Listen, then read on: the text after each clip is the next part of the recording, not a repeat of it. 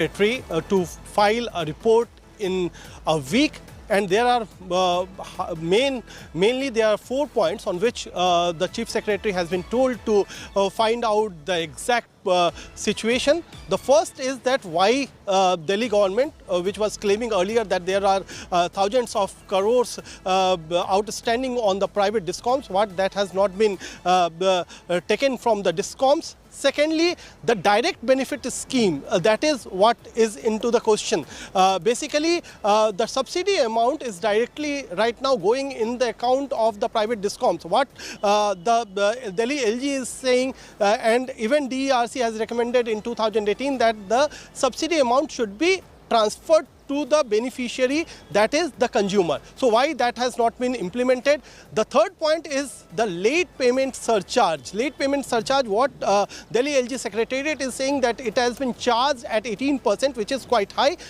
It should be at 12%. So why this gap, the 18% surcharge is being collected, and what about that? And the fourth is that a regular audit should be conducted of all the discoms. That has been taken, a decision was taken in 2016-17 by Delhi cabinet, and that has not been implemented. So he has also asked that why that particular order was not implemented, is not being implemented till now. So these are the main 4 points on which the inquiry will be conducted by Chief Secretary. And actually the major allegation which has been put on the Aam Aadmi Party government is about Jasmine Shah, who is chairman of Delhi Dialogue Commission and also a part of Aam Aadmi Party, and Naveen Gupta, who is son of ND Gupta. So LG Secretariat is saying that there are complaints that they are directors in the private discoms, which has 49% stake of Delhi government. So these are the charges on which the inquiry will take place in next 7 days.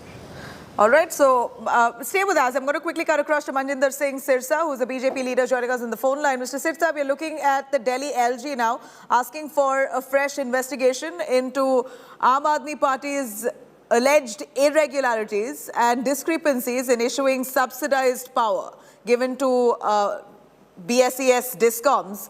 Now, the report has to be submitted in 7 days' time. What do you think has prompted the LG to initiate an investigation? So I must clarify two things very importantly. First of all, as you are well aware that BSES and the BSES Rajdhani and the BSES Yamuna both are the subsidiary of government, and government has 49 share in this and the private has a 51% share.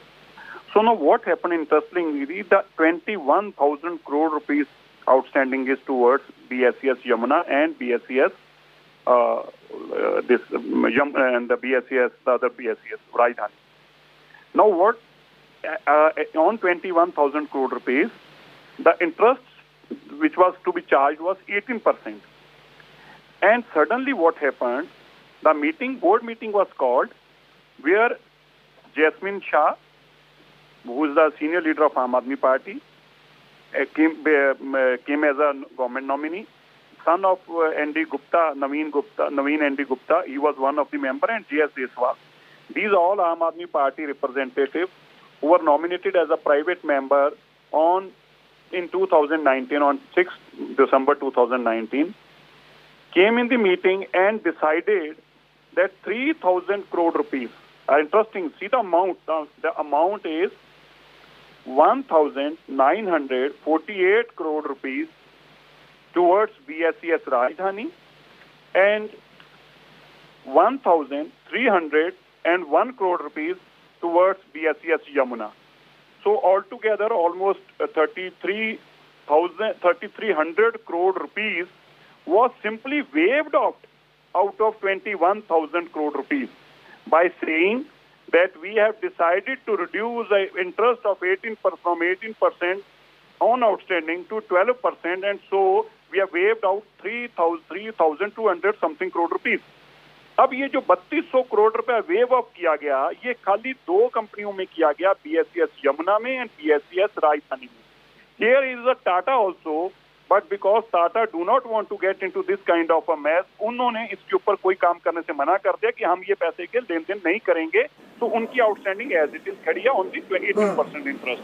यहाँ पे 2 कंपनियों का जो पैसा किया गया उसमें 3200 करोड़ रुपया जो छोड़ दिया गया, वो छोड़ा गया Jasmine Shah, Naveen ND Gupta, Umesh Tyagi and one JS Deswal. So in 3 लोगों ने, 4 लोगों ने, 3 एक कंपनी में है, 3 एक कंपनी में है और 2 कॉमन है, जैस्मिन शाह और एनडी गुप्ता का बेटा जो नवीन है। इन लोगों ने इतना ह्यूज अमाउंट दिल्ली सरकार का पैसा, जो कि दिल्ली सरकार के खजाने में आना था, उस पैसे को किसके कहने पर छोड़ा, क्यों छोड़ा और कितने पैसे इसके अगेंस्ट दिए हैं ये 3200 करोड़ रुपया छोड़ने के लिए, ये सवाल है इनके पास। और अब ये कहेंगे बहाने ढूंढेंगे। Let me quickly also bring in Ravi Srivastav, who is a political analyst joining us on the phone line. Mr. Srivastav, here we see the Delhi LG, who is clear-cut, asked the Chief Secretary of Delhi to initiate a probe into alleged irregularities in issuing subsidized power to DESCOMs. What do you think has happened here? Do you look at it politically, or is there a glaring scam we see in this? There is absolutely no scam. It's all political and pure political vendetta.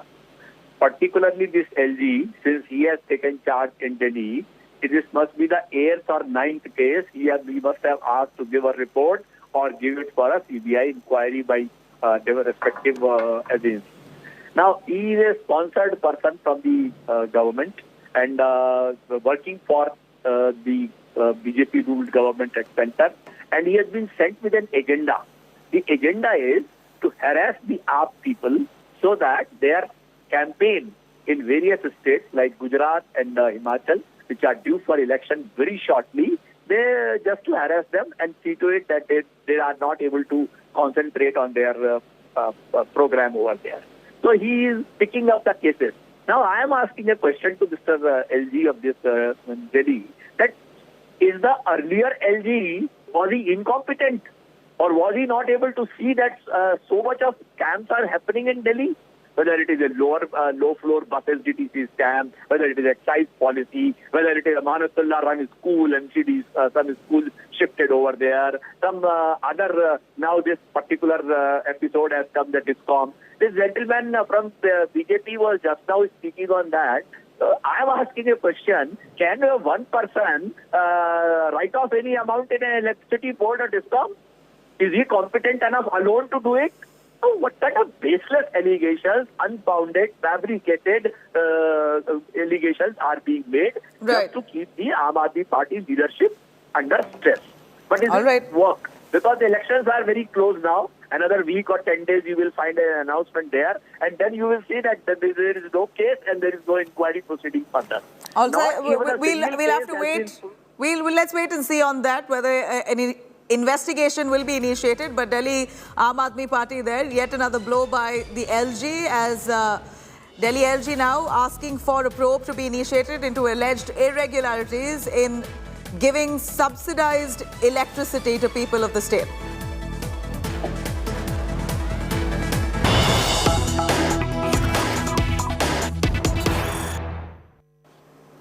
All right, here's some big news coming in from Rajasthan's Sikar, where a private coaching operator's 9-year-old son has been kidnapped, and all that has been caught on cameras. This is a visual that we bring to you right here on our screens, showing how a 9-year-old boy was kidnapped by some miscreants in Rajasthan's Sikar. This news here, as it comes, CCTV footage very clearly showing how a few men in a car tried to kidnap a 9-year-old boy. He is a private coaching operator's son. A 9-year-old boy was kidnapped, and all that has been caught on cameras there. Let's take a look. वही गाड़ी यहाँ से दिखी कि वो गाड़ी है, वो कल गाड़ी यहाँ 2 बजे 2:05 पे यहाँ भी रेकी कर रही थी, बिना नंबर की गाड़ी है। और नहीं, आपको किसी पर शक वगैरह कुछ? शक कहीं कुछ नहीं। कोई पैसों की मांग वगैरह कुछ किया क्या? कुछ भी नहीं किया। तो पीछे से बिना नंबरी बोलेरो आई और उसने उसको टक्कर मारी और बच्चे को किडनैप करके ले गए। वो उससे बातचीत, मारपीट तो नहीं हुई, बातचीत हुई और इतने में उठाया और ले गए। Let me cut across to Dev Ankur joining us for more on that. Dev, a quick explanation on the CCTV footage that we see on our screens. In broad daylight, we believe this 9-year-old boy has been kidnapped. Has he been rescued, and who is this boy? Give us the story. Well, Nabila, so far the police has not been able to make any inroads as to who exactly the people were kidnapped the 9-year-old boy. It was as usual for the boy and his grandfather, who was taking the boy along with him. But suddenly, this this SUV came and the boy was kidnapped.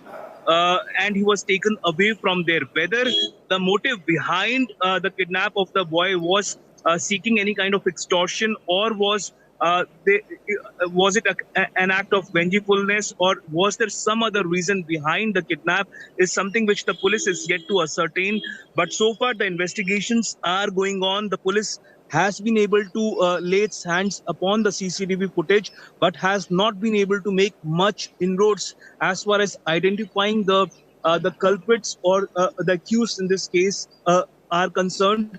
But several teams have been formed. This is the Shekhawati region of Rajasthan, Sikar district, and various police teams have been formed to try to find out the accused in the case. And the police teams have been conducting operations in various parts, including in Junjunu, Sikar, and other parts of Rajasthan. Nabila. All right, thank you very much, Dev, for joining us on that. Let's just hope that the police actually find those culprits. The CCTV footage very clearly showing how this vehicle closed in on that 9-year-old boy, kidnapped him, and they're right now absconding. So far, no news of where they are, but we hear reactions coming in and huge concern growing on the safety for that boy.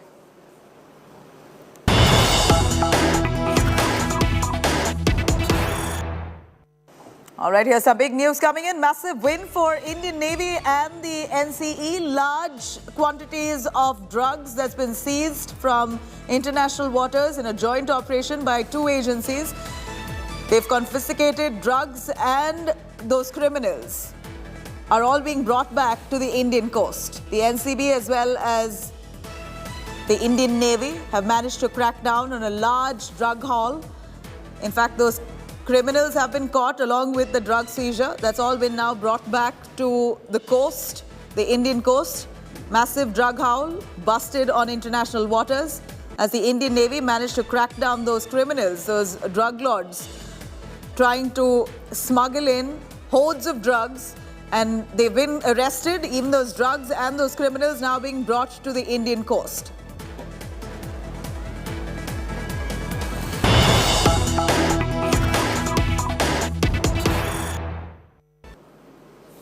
All right, let me quickly cut across to Amit Shah in Jammu and Kashmir. Let's take a listen.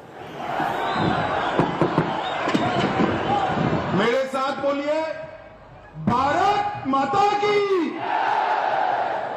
अरे भाई, पंजाब से दिल्ली तक आवाज जानी चाहिए। मेरे साथ दोनों हाथ उठाइए। खुशहाल कश्मीर के संकल्प की मुट्ठी बीचिए और प्रचंड आवाज से बोलिए, भारत माता की, भारत माता की। मंच पर उपस्थित जम्मू कश्मीर के उपराज्यपाल श्रीमान मनोज सिन्हा जी, हमारे जम्मू के नेता और पीएमओ में मंत्री डॉक्टर जितेंद्र सिंह जी, मेरे मित्र और जम्मू के सांसद श्री जुगल किशोर शर्मा जी, और आप सबके प्रतिनिधि जिनको मोदी जी ने अभी अभी राज्यसभा का सांसद नियुक्त किया है। इंजीनियर साहब आगे आओ, अगर आगे आओ, सब लोग ताली बजाओ। इंजीनियर गुलाम अली खटाना जी और आज के कार्यक्रम में आए हुए मेरे गुर्जर, बकरवाल और प्यारे पहाड़ी भाइयों को नमस्कार।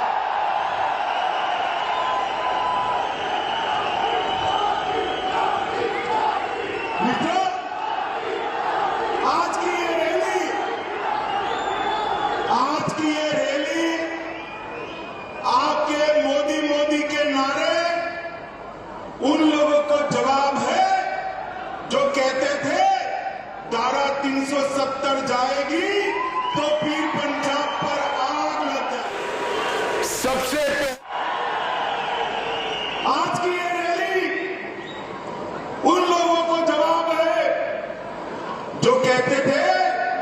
धारा 370 जाएगी तो खून की नदियां बह जाएगी।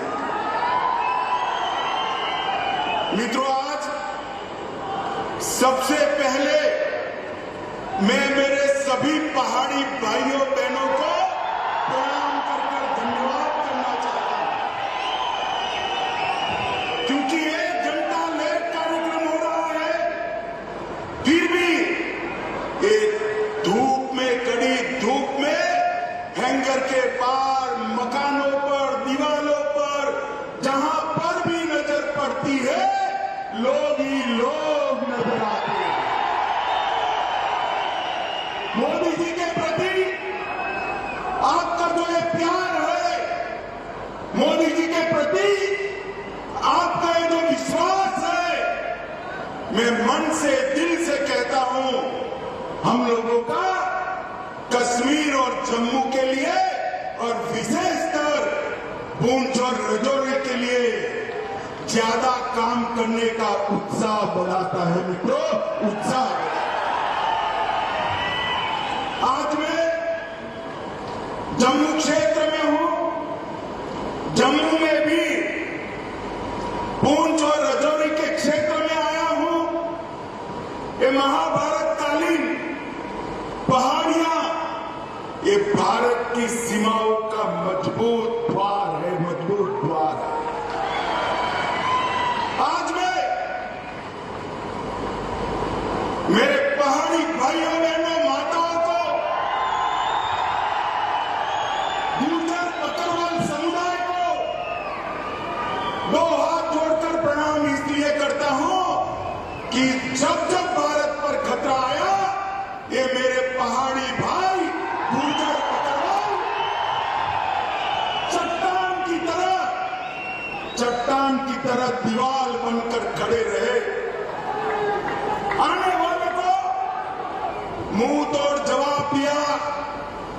पूरे देश भर में शहीद सेना के जवानों को सिविलियन, मतलब हम सब लोग सलामी करते हैं, मगर पूरे देश में एकमात्र क्षेत्र है पूंछ और राजौरी का, जहां सिविलियन जो शहीद हुए हैं उसको भारत की सेना सलाम करती है। मित्रों, भारत की सेना सलाम।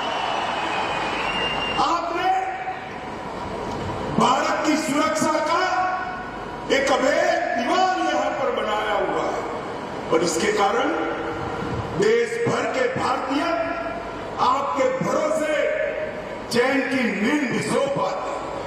माताओं, भाइयों, बहनों, आज में नवरात्र है, अंतिम दिन है।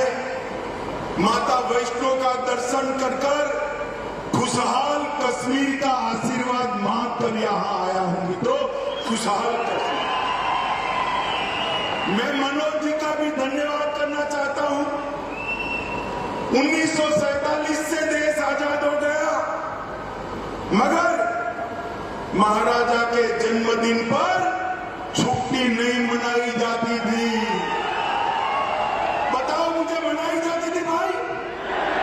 मनाई जाती थी? मनोज जी ने महाराजा जी के जन्मदिन को छुट्टी घोषित कर उनका जो योगदान है उसको श्रद्धांजलि देने का काम किया। मित्रों, मैं आज जब यहां आया हूं तब वीर बंदा बहादुर को भी याद करना चाहता हूं। ये उन्हीं की जन्मभूमि है, और आज मैं आपको बताने आया हूं मित्रों कि एक गुर्जर, बकरवाल और विशेषकर मेरे पहाड़ी भाइयों की चिंता मोदी जी देश भर में सर्वप्रथम इस क्षेत्र की चिंता करते हैं। मैं आगे इसकी बात बताऊंगा। मित्रों, मैं जब यहां आया हूं तब 70 साल जिन लोगों ने कश्मीर में राज किया, ये 3 परिवारों ने राज किया। लोकतंत्र तो आजाद हुआ तब से आया था, मगर लोकतंत्र का मतलब उन्होंने अपने परिवारों में बना दिया था। मुझे बताओ, मेरे पहाड़ी भाइयों बहनों, मेरे गुर्जर बकरवाल भाइयों बहनों, आपको कभी भी ग्राम पंचायत, तहसील पंचायत, जिला पंचायत का अधिकार मिला था क्या? अरे जोर से बोलो, मिला था क्या? उन्होंने लोकतंत्र का, जमहूरियत का मतलब निकाल दिया। हमारे ही कच्चे पक्के जो है उनको सुख से रहना, पीढ़ियों तक शासन करना। देश में सरकार बदली, 2014 से नरेंद्र मोदी जी प्रधानमंत्री बने। मोदी जी ने सबसे पहले पंचायत के चुनाव कराए और 19 के बाद तहसील पंचायत, जिला पंचायत के चुनाव कराए। मित्रों, आज जो पहले 3 परिवार के पास था, इसकी जगह आज 30,000 लोगों के पास जम्मू कश्मीर का शासन आया है। मित्रों, 30,000 लोगों के पास। मित्रों, मोदी जी ने 5 अगस्त 2019 को एक महत्वपूर्ण फैसला दिया और धारा 370 और 35 से उखाड़कर फेंक। सब लोग विरोध करते थे। मुझे एक बात बताओ, ये धारा 370-35 से न जाती तो ट्राइबल रिजर्वेशन मिलता क्या? अरे यार जोर से बोलो, मिलता क्या? ये आयोग जो बनाया हमारे एमपी साहब ने, वो आयोग बनता क्या? धारा 370 को हटाने से यहां पिछड़ों को, दलितों को, आदिवासियों को और पहाड़ियों को अपना अधिकार मिलने वाला है।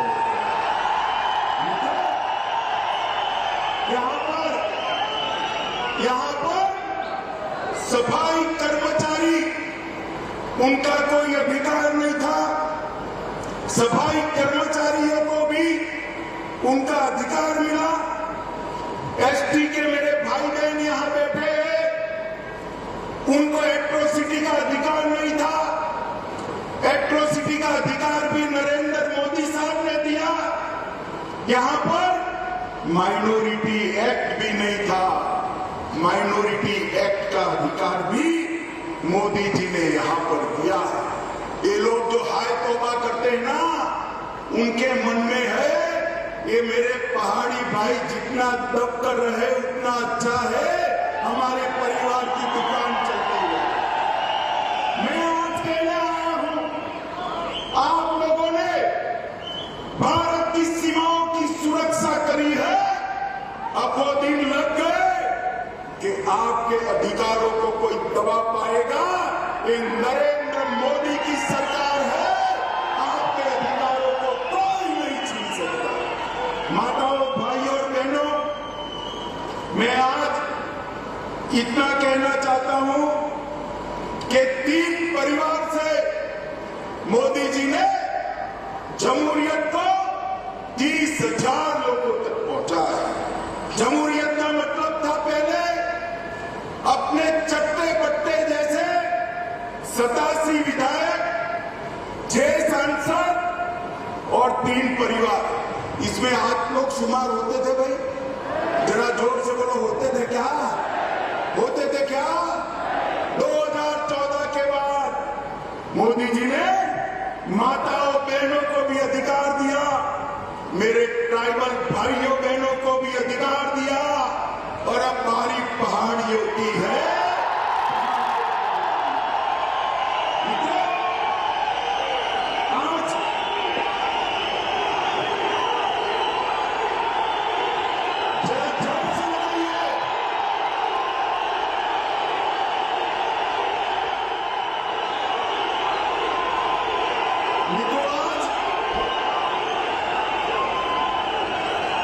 आज धारा 370 हटने के बाद मोदी जी ने वादा किया था कि हम जल्द से जल्द चुनाव कराएंगे।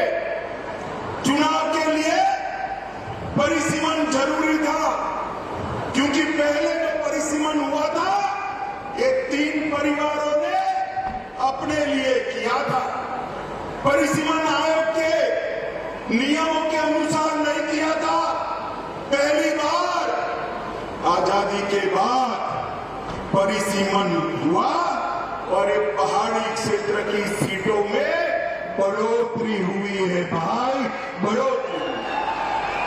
परिसीमन के कारण राजौरी, पूंछ, डोडा, किश्तवाड़ जिन लोगों को अन्याय होता था, वो अन्याय को मोदी जी ने एक झटके में परिसीमन की प्रक्रिया शुरू कर समाप्त कर दिया। मित्रों, यहां सालों से लखनपुर टोल टैक्स का बूथ लगा था, मालूम है ना? अरे जोर से बोलो, मालूम है ना? अब सीमेंट जो भारत के अन्य क्षेत्रों से आती थी, उस पर टोल टैक्स, लोहा आएगा टोल टैक्स, खाने पीने की चीजें आएगी टोल टैक्स। महंगाई किसकी बढ़ती थी भाई? आप लोगों की बढ़ती थी ना। मोदी जी ने टोल टैक्स को समाप्त कर महंगाई को कंट्रोल करने का काम किया है। ये 3 परिवारों ने भ्रष्टाचार करने में कोई चीज नहीं।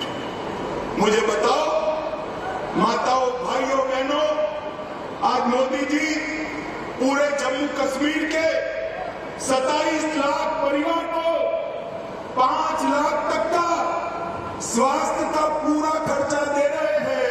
70 साल में 3 परिवारों ने दिया क्या? जोर से बोले, दिया क्या? आपको उनको पूछना चाहिए, नहीं पूछना चाहिए कि क्यों नहीं दिया भाई? पूछना चाहिए, नहीं पूछना चाहिए? पूछोगे? मैं बता देता हूं क्यों नहीं दिया। क्योंकि जो कुछ भी पैसा आता था वो भ्रष्टाचार कर घर ले जाते थे।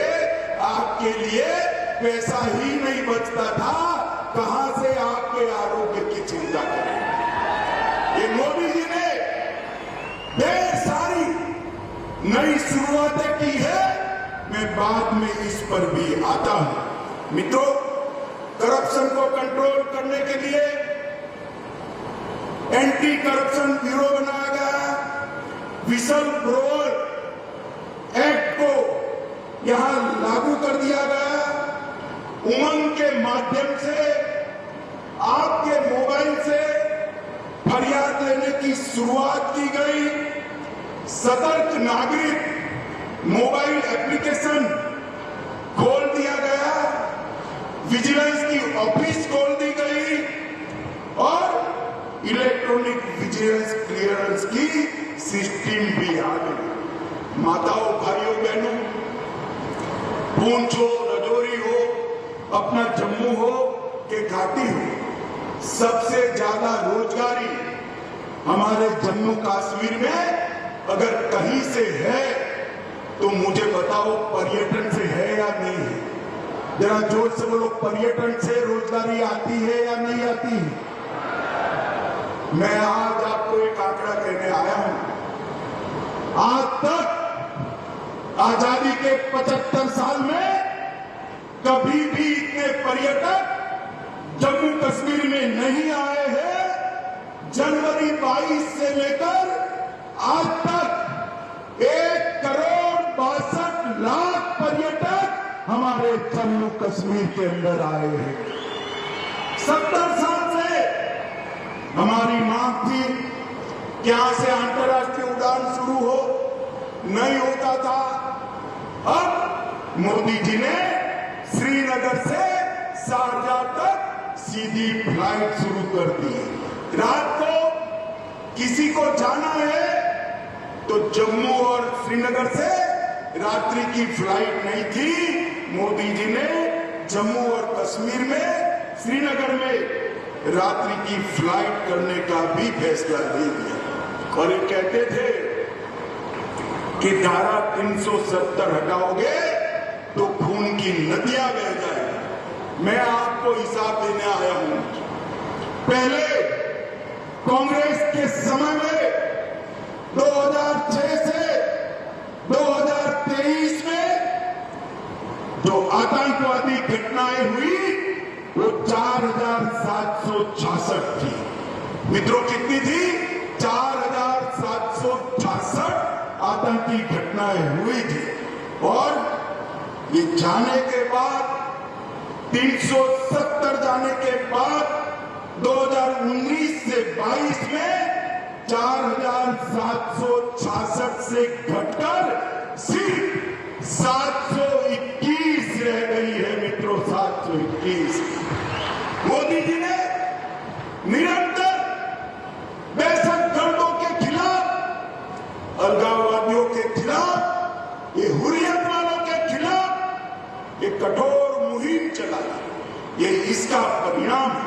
और मित्रों, पहले जो सुरक्षा बलों की मृत्यु होती थी वो 1200 के आसपास होती थी, 1200 से घटकर 137 आकर रह गई है। यही बताता है कि जम्मू कश्मीर सुरक्षित हुआ है। पहले मुझे बताओ भाइयों बहनों, आए दिन पथराव के समाचार अखबार में आप पढ़ते थे या नहीं पढ़ते थे? बोलो भाई, जोर से बोलो। सुनाई नहीं पड़ा? पढ़ते थे या नहीं पढ़ते थे? अब पथराव के समाचार आते हैं क्या? आते हैं क्या? मोदी जी ने युवाओं के हाथ से पत्थर लेकर लैपटॉप थमाने का काम किया है, नौकरी देने का काम किया। ये परिवर्तन जम्मू कश्मीर के लिए बहुत महत्वपूर्ण है। माताओं, भाइयों, बहनों, मैं रजौरी आया हूं। मैं आपको कहना चाहता हूं, रजौरी में मेडिकल कॉलेज की आपने कभी कल्पना भी की थी क्या? जरा जोर से बोलो, की थी क्या? रजौरी में मोदी जी ने मेडिकल कॉलेज भेजकर न केवल यहाँ के बच्चों को डॉक्टर बनने का मौका दिया है, मेरे पहाड़ी भाइयों के लिए मुफ्त में इलाज हो इसकी व्यवस्था यहीं पर कर दी है। आपको किसी को जम्मू जाना नहीं पड़ेगा। इसके साथ साथ कठुआ, डोडा, अनंतनाग, बारामूला और अपना रजौरी, ये सारे मेडिकल कॉलेज बनाए सिर्फ रजौरी के लिए 139 करोड़ रुपया मोदी जी ने खर्च करने का काम किया है। रजौरी, धन्ना मंडी और सूरनकोट रोड 480 करोड़ रुपया खर्च कर इसको आगे बढ़ाया। Border area development education plan के तहत 21 करोड़ और 28 योजनाएं मोदी जी ने भेजी है। और प्रधानमंत्री ग्राम सड़क योजना के तहत लगभग 3885 किलोमीटर के रोड बनाने का निर्णय किया है। जम्मू पूंछ राजमार्ग को 4 लेन का, अब जम्मू पूंछ राजमार्ग 4 लेन का बनना है और इसके लिए 1337 करोड़ रुपया मोदी जी ने किया है। और मैं एक महत्वपूर्ण आंकड़ा बोलना चाहता हूं। माताएं, आप ज्यादा बहनें, आप ताली बजाकर स्वागत करना। ये अपने पहाड़ी क्षेत्र में 20,000 से ज्यादा घरों में पहली बार बिजली भेजने का काम हमारे नरेंद्र मोदी जी ने किया है। बिजली भेजने का 75 साल के बाद यहाँ की आबादी में रोशनी आई है। पहले रोशनी उनके लिए होती थी, अब रोशनी माताओं के घर में बिजली पहुंचाने के लिए हमने करी है। पूरे जम्मू कश्मीर में 3,80,000 घरों में रोशनी पहुंचाई है। प्रधानमंत्री विकास पैकेज, इसके तहत ढेर सारे काम हमने किए हैं। मित्रों, मैं आज आप सभी को कहने आया हूं कि पूरे जम्मू क्षेत्र के विकास के लिए हमने ढेर सारे कदम जम्मू क्षेत्र के विकास के लिए हमने उठाए हैं।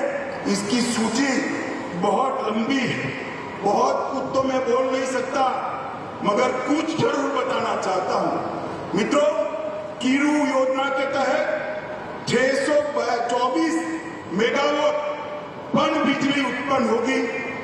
कार HET के तहत 540 मेगावाट, शाहपुर कंडी के तहत 2793 मेगावाट और ऊंच के तहत 90 मेगावाट। एम्स जम्मू में लाए, IIT जम्मू में आई है, भारतीय प्रबंधन संस्थान IIM वो भी जम्मू में आया है, भारतीय जनसंचार संस्थान IIMC वो भी जम्मू में आया है।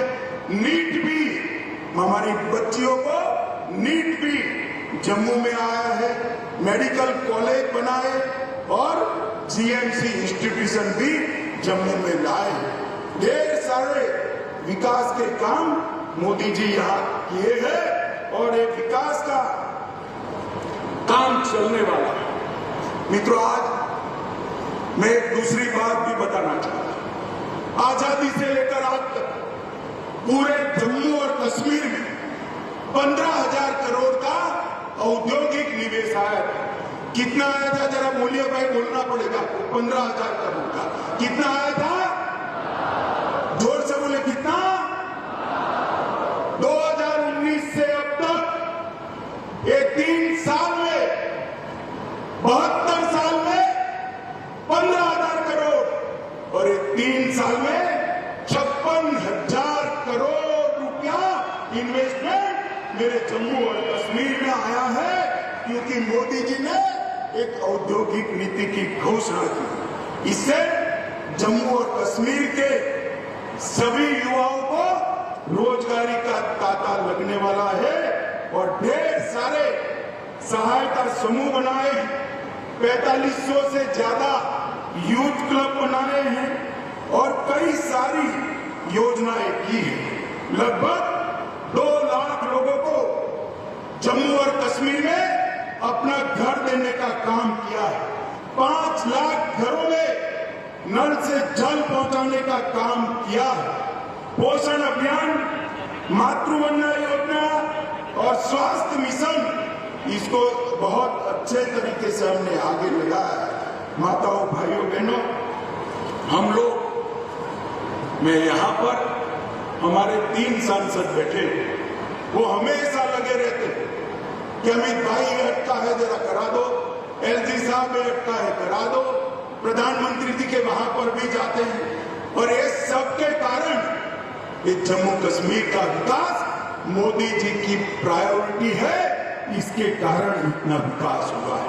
और मित्रों, मैं आप लोगों को कहना चाहता हूं, मेरे पहाड़ी भाई आए हैं, गुर्जर बकरवाल आए, मुझे बताओ भाई, आप लोगों को अब तक अन्याय हुआ है या नहीं हुआ?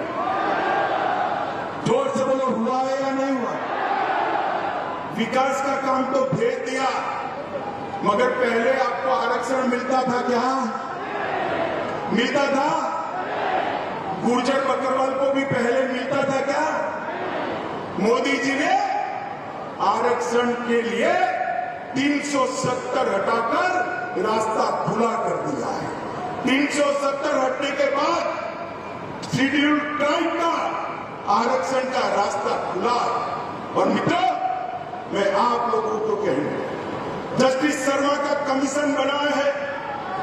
जस्टिस शर्मा ने अपनी सिफारिशें भेज दी है और वो सिफारिशों में मेरे पहाड़ी, बकरवाल और गुर्जर तीनों को आरक्षण की सिफारिश की।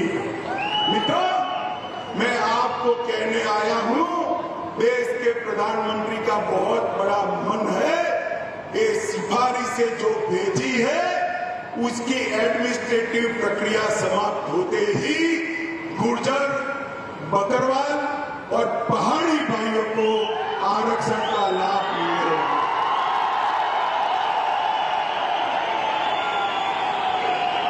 भाइयों बहनों, ये आपके जो मोदी के नारे हैं, आपका जो मोदी जी के प्रति प्यार है, यही मोदी जी को ऊर्जा देता है। और मैं साथ में बताना चाहता हूं, कुछ लोग नहीं चाहते कि इस क्षेत्र के अंदर शांति बनी रहे। उन्होंने गुर्जर और बकरवाल भाइयों को उकसाना शुरू किया कि हमारे पहाड़ी भाई आएंगे तो गुर्जर बकरवाल का कम हो जाएगा। मैं कहता हूं कि पहाड़ी भी आएंगे और गुर्जर बकरवाल का 1% भी कम नहीं होगा। भाइयों बहनों, मोदी जी इस क्षेत्र का सबसे अच्छा विकास करना चाहते हैं, क्योंकि वो जानते हैं पीर पंजाल की पहाड़ियों को सदियों तक आपने सुरक्षित रखा है। आपके पुरखों ने भारत की सीमाओं की सुरक्षा के लिए अपना लहू बहाया और आप खुशहाल हो। देश के बाकी हिस्सों की तरह रजौरी और पुंछ के मेरे युवा भी रोजगारी से युक्त हो, यहाँ भी उद्यम लगे, यहाँ भी आरक्षण का फायदा मिले, यहाँ से भी एमएलए एमपी चुनकर जाए और किस्मत हो तो कोई प्रधानमंत्री भी बन जाए, मुख्यमंत्री भी। माताओं, भाइयों, बहनों, मोदी जी पूरे जम्मू कश्मीर का संपूर्ण विकास चाहते हैं। मैं आप सबसे विनती करने आया हूं कि 3 परिवारों के शासन से एक बार जम्मू कश्मीर को मुक्ति दिला देना। दिलाओगे क्या? अरे जोर से बोलो, दिलाओगे क्या? मोदी जी के हाथ मजबूत करोगे? जोर से बोलो, करोगे? तो इतनी दोम दकती धूप के अंदर 1.5 घंटा लेट भी माताएं बहनें भी बैठी हैं, युवा भी दूर दूर तक दिखाई पड़ता है। आप सब लोग बैठे, इसके लिए मैं आपका हाथ जोड़कर धन्यवाद और अभिनंदन करना चाहता हूं और फिर से अंत में भरोसा दिलाना चाहता हूं आपके अधिकारों को ये 3 परिवारों ने अब तक आपसे छीना है। ये मोदी सरकार है, आपके अधिकारों को कोई नहीं छीन सकता। इतना वादा कर मेरी बात को समाप्त करता हूं। मेरे साथ बोलिए, भारत माता की, भारत माता की, वंदे वंदे वंदे। धन्यवाद महोदय और धन्यवाद प्रस्ताव आप सबके समक्ष रखने के लिए। All right, there you have it. Home Minister Amit Shah, who's currently in Jammu and Kashmir, a mega outreach there. Jammu and Kashmir to go to polls anytime soon, post the abrogation of Article 370.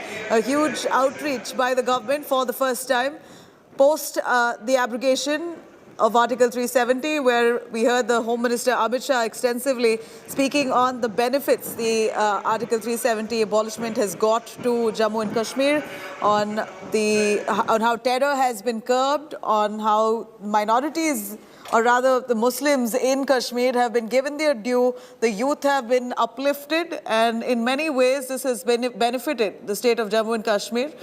He, of course, lauds the act of the government, saying that this has really brought much progress to the state of Jammu and Kashmir. Today, youth holding laptops instead of stones. The minorities there have got their due. This was a move, a historic move that no government had done, but the centre this time, the BJP government, had taken a decision and revoked Article 370. Pushing Jammu and Kashmir to the brink of progress. This is Home Minister Amit Shah, and while he was at it on that podium, he also promises reservations for Paharis. A big move there. Amit Shah's outreach to Paharis, as he says, he promises reservation to Paharis. Amit Shah, as he speaks at this moment in Jammu and Kashmir, let's listen in yet again what he said. आज मैं मेरे पहाड़ी भाइयों बहनों माताओं को, गुर्जर बकरवाल समुदाय को 2 हाथ जोड़कर प्रणाम इसलिए करता हूं कि जब जब भारत पर खतरा आया, ये मेरे पहाड़ी भाई गुर्जर बकरवाल चट्टान की तरह दीवार बनकर खड़े रहे। आने वाले को मुंह तोड़ जवाब दिया। पूरे देश भर में शहीद सेना के जवानों को सिविलियन मतलब हम सब लोग सलामी करते हैं, मगर पूरे देश में एकमात्र क्षेत्र है पुंछ और रजौरी का, जहां सिविलियन जो शहीद हुए हैं उसको भारत की सेना सलाम करती है। मित्रों, भारत की सेना सलाम। All right, there you have it. Home Minister Amit Shah, who has promised a reservation for Paharis. He ensures that they will be brought in to the scheduled tribe category and benefits will be given to the Pahari community. Amit Shah's outreach there to people of Jammu and Kashmir and those Paharis after a decade-long demand of reservation for them. The Home Minister declaring that on this day. We're going to continue tracking those developments. For now, slipping into a short break to stay with us.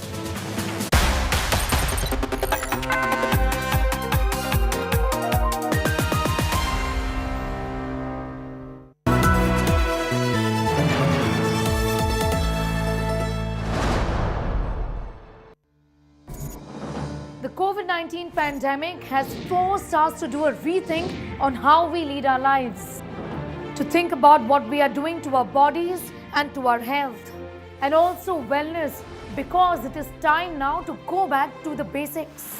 It is time to talk about your food, your sleep habits, your gut health, stress, and much more. And that exactly is what our brand new health show, Health 360, is going to do at these times only on India Today TV.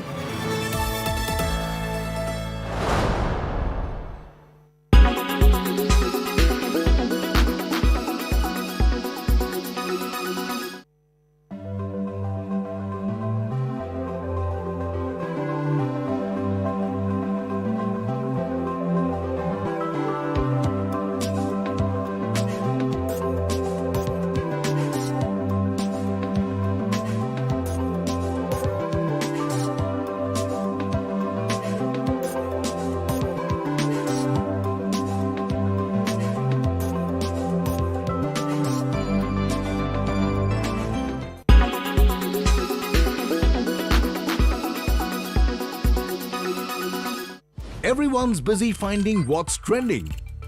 You're busy finding out why. India Today, for those who research before reacting. Download the India Today app now. Make your media plan smarter with India Today Live TV on your connected devices.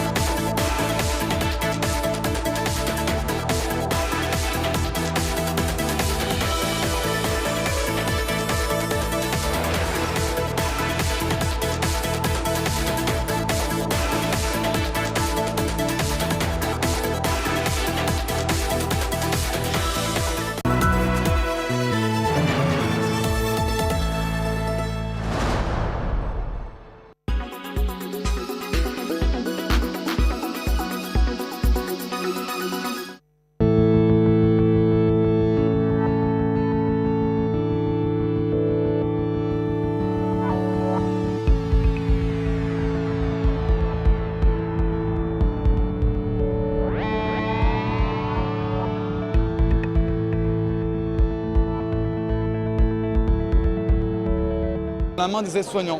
Pourquoi ? Parce que les aides-soignants aujourd'hui, ils sont globalement sous l'eau. Ils ne peuvent plus faire leur métier qui est de soigner. Et donc nous, Emobots, on leur fournit cette information de l'état émotionnel. Ils vont pouvoir mieux comprendre l'évolution de l'émotion de leurs résidents, de leurs patients. Et derrière, on sera aussi capable d'objectiver. C'est-à-dire qu'aujourd'hui, quand on fait un test pour la dépression, c'est un test normé, ponctuel, où on demande à la personne de verbaliser les informations. Et donc ça pose plein de problèmes. Et notamment des difficultés pour les personnes qui ne peuvent pas verbaliser.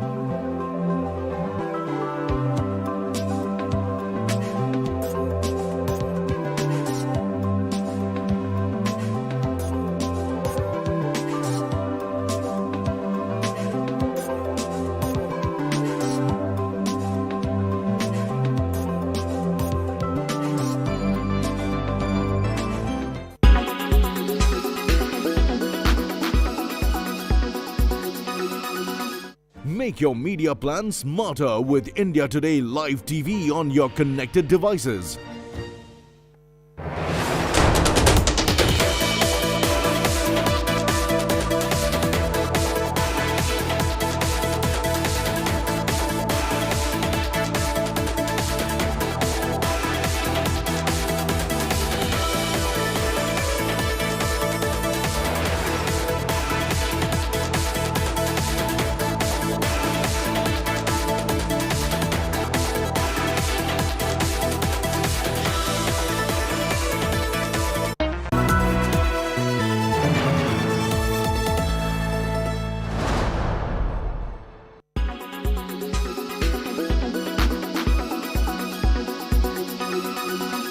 Is it so hot and humid in your city that you're finding it difficult to fall asleep? Well, you are not alone. Hundreds and lakhs of people in India are facing this problem, and now it has been documented. It's now clear that heat waves are messing up our sleep patterns. This has to do largely with your body temperature in the night. Our bodies are tuned in to dropping body heat in the night to help us sleep. The hormone melatonin serves essentially as a natural alarm clock. When it's nighttime, it widens the blood vessels in our hands and feet to get rid of heat from our bodies. So what really happens when the air around us is too hot? When temperature goes up, deep sleep gets affected. Deep sleep for at least a few hours is the bare minimum we all need to ensure our body truly gets the rest it requires. Sleep deprivation can lead to various mental health disorders. The most commonly seen are depression and anxiety. Chronic insomnia, that is chronic sleep disturbances, can lead to something called as early onset dementia, which is again a memory disorder. So it is important in order to maintain our mental health as well as physical health that we give ourselves adequate sleep. Now, there is not just the problem of rising temperatures, there is also the problem of the pandemic. COVID-19 has interfered with our sleep patterns, and this too has now been documented. The pandemic ruined sleep cycles. The stress and anxiety of COVID added to the work from home patterns completely hit our lifestyle choices. A recent survey by a social media platform found that 54% Indians surveyed confirmed that their sleep patterns have changed post the pandemic. Many of these Indians speak about the fact that they're suffering from sleep apnea, finding it difficult to go off to sleep or sleep properly at a stretch altogether. This has now even got a term called coronasomnia, caused by personal stress, by grief of losing a loved one, and even anxiety over any COVID-related news.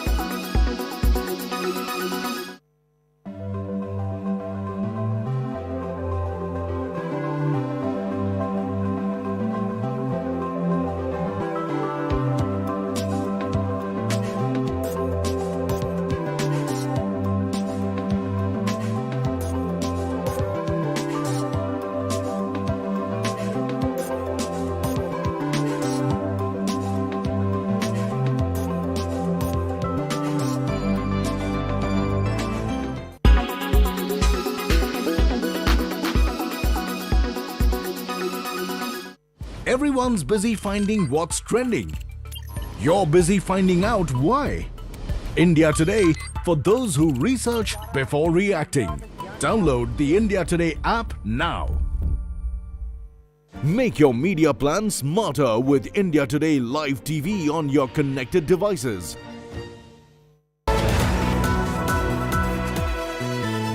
Only OLX Autos gives the best price for your car.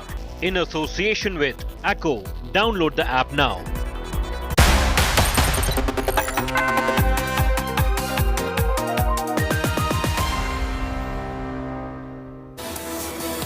A very good afternoon. You're watching India Today. I'm Nabila Jamal. The headlines first. Domestic help. Yasir, accused of using a ketchup bottle to kill Jammu and Kashmir DG of prisons, has been arrested after a massive manhunt. Probe is currently on to find if this was murder with an intent of terror. Amit Shah announces reservation for Pahari community as he addresses massive rally in Rajouri district. Home Minister also slams the Gupkar alliance and dynasty parties of the valley, hailing abrogation of Article 370, citing benefits to different minority communities and also claiming that that's boosted tourism. ये तीन परिवारों ने भ्रष्टाचार करने में कोई चीज नहीं। मोदी जी ने टोल टैक्स को समाप्त कर महंगाई को कंट्रोल करने का काम किया है। Days after PFI ban, a shocker from Dakshina Kannada, where a graffiti was painted on the road which read, "Chaddi workers beware, PFI will be back." This news broken first here on India Today. Violence rocks Garba events in Gujarat. Clashes reported from Vadodara, Kheda and Surat, with instances of stone pelting in two places.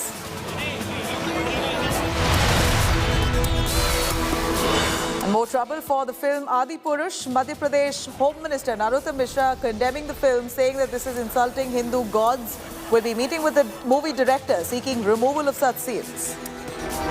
आ रहा हूँ न्याय के दो पैरों से अन्याय के। हमारे आस्था के केंद्र बिंदुओं को ही क्यों छेड़ते हैं? उनको सॉफ्ट टारगेट क्यों मान लेते हैं? हिम्मत है किसी और दूसरे धर्म के ऐसे देवताओं को करने की? है तो दिखाना चाहिए।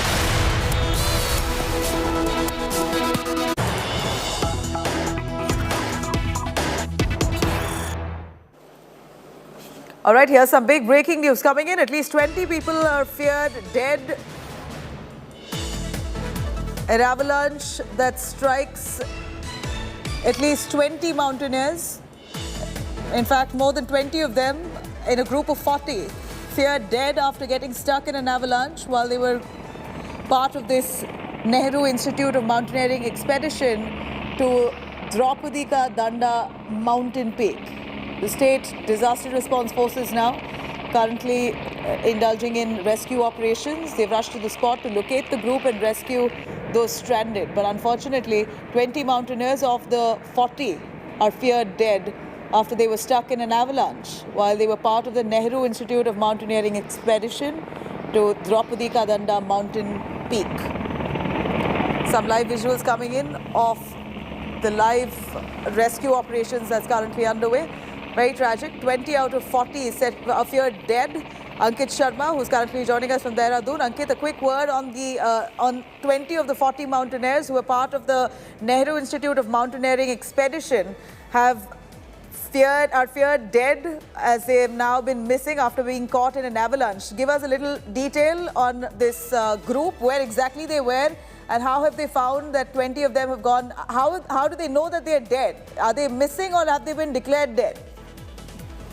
Well, this is a very dreadful news coming from Uttarkashi, and as for the latest reports we are getting from there, at least 20 to 21 people are feared, trapped over there. Right now, we cannot confirm that those people are dead because the rescue operations are still on. As for the latest info we are getting, more than 29 people were part of the advanced course of the National Nehru Institute of Mountaineering course, which started on 23rd September.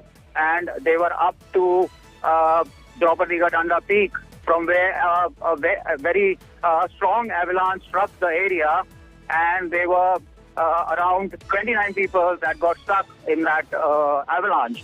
So right now, National Disaster Force, SDRF and Air Force is also being called in because Chief Minister Pushkar Singh Dhami appealed Defence Minister Rajnath Singh to ask the Air Force to help in the rescue operation. So from Sirsava Air Base, the Air Force is going to Uttarkashi very soon and will help in the rescue operations along with NDRF. And we know that the defence also right now in full swing trying to rescue those who are stranded, and hopefully like you said rightly, we can't confirm them dead. They've been missing. 20 of them are currently missing, not confirmed to be dead, but this is what the fears are, that that due to this avalanche, many of those who are stranded and are missing currently could have lost their lives, but that clarity will come only post the rescue and relief operations are concluded.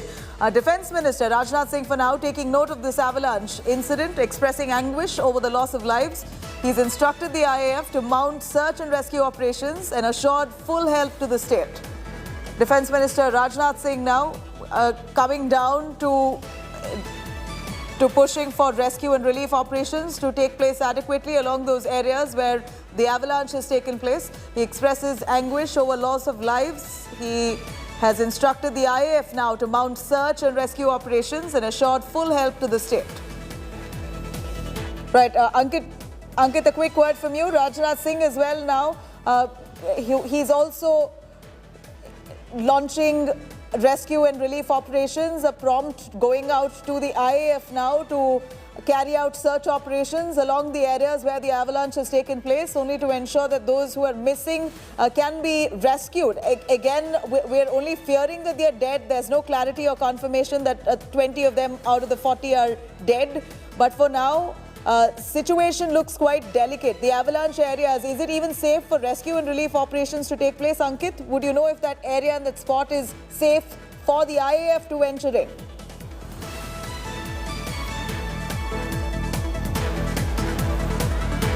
All right, I'm going to try and patch him, but India Today on top of the story. Very shocking details coming in. An avalanche that's trapped at least 20 of the 40 mountaineers who are currently stranded as part of the Nehru Institute of Mountaineering expedition. They were at the Draupadi Ka Danda mountain peak, and 20 of the 40 are said to be missing. Rescue relief operations currently underway.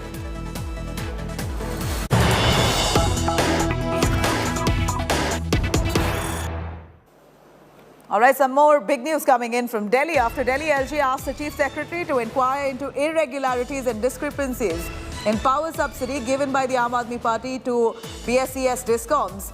Delhi Chief Minister Arvind Kejriwal now hits back, saying will ensure the people of Delhi continue to get free electricity, saying that BJP is trying all tricks to stop the Aam Aadmi Party from winning in Gujarat.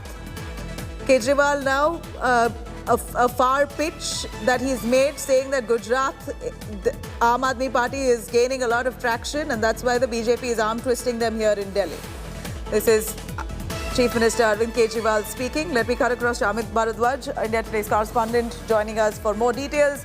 Amit, after Delhi LG asking for a probe into alleged discrepancies in the subsidized power supply that AAP is giving to people in the state, Kejriwal comes out hard on the BJP, saying that this is all tricks and tactics used to stop Aam Aadmi Party from winning in Gujarat.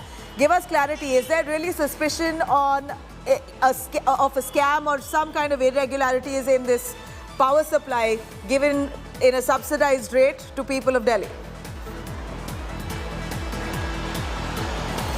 Well, Nabila, this was very much expected that Aam Aadmi Party convener and Delhi Chief Minister Arvind Kejriwal will hit back on Delhi as well as the Bharatiya Janata Party, on Delhi LG as well as the Bharatiya Janata Party. The reason being is that LG Vinay Kumar Saxena letter seeking an inquiry into the power subsidy model of the national capital, sending out a letter to Chief Secretary, actually hits the hammer right on the core issue of Aam Aadmi Party, the plank on which it has been going to one state to the other, saying that look at Delhi model, how we have provided power subsidy to the people of Delhi, giving relief in times of inflation. So clearly the hit back that has come from Arvind Kejriwal is very much on the expected lines. In fact, Nabila, the latest salvo from Arvind Kejriwal is that because across the country there is massive inflation right now, and in situation like this, if he's providing power subsidy to the people of Delhi, if he's providing some sort of relief to people of Delhi, the BJP is unable to digest this.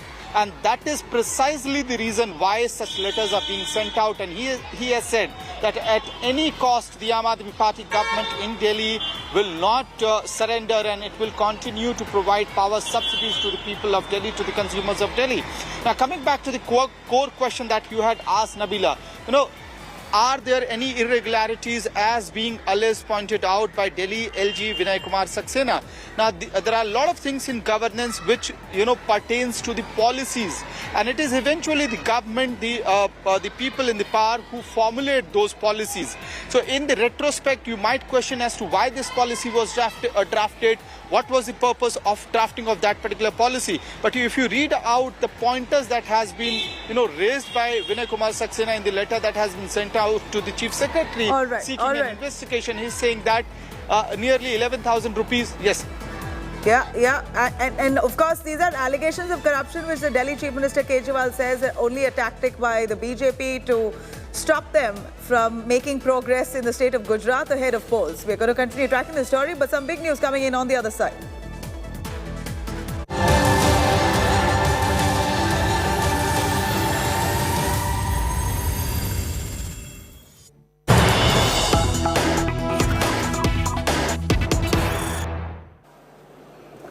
All right, now politics over criticism of Prabhas starrer Adipurush after Maharashtra MP, in fact Madhya Pradesh MP Narottam Mishra sought a removal of scenes insulting Hindu gods. Shiv Sena MP Priyanka Chaturvedi in Maharashtra now taking a jibe at the BJP leader, calling him quite a Hindi movie industry fanboy, outraging over every random issue that crops up in the movie. Priyanka Chaturvedi there, citing the India Today newsbreak, claiming that this is Narottam Mishra, who is really a fanboy of the Bollywood film industry, and he literally has a point to make out of every issue that crops up in moviedom.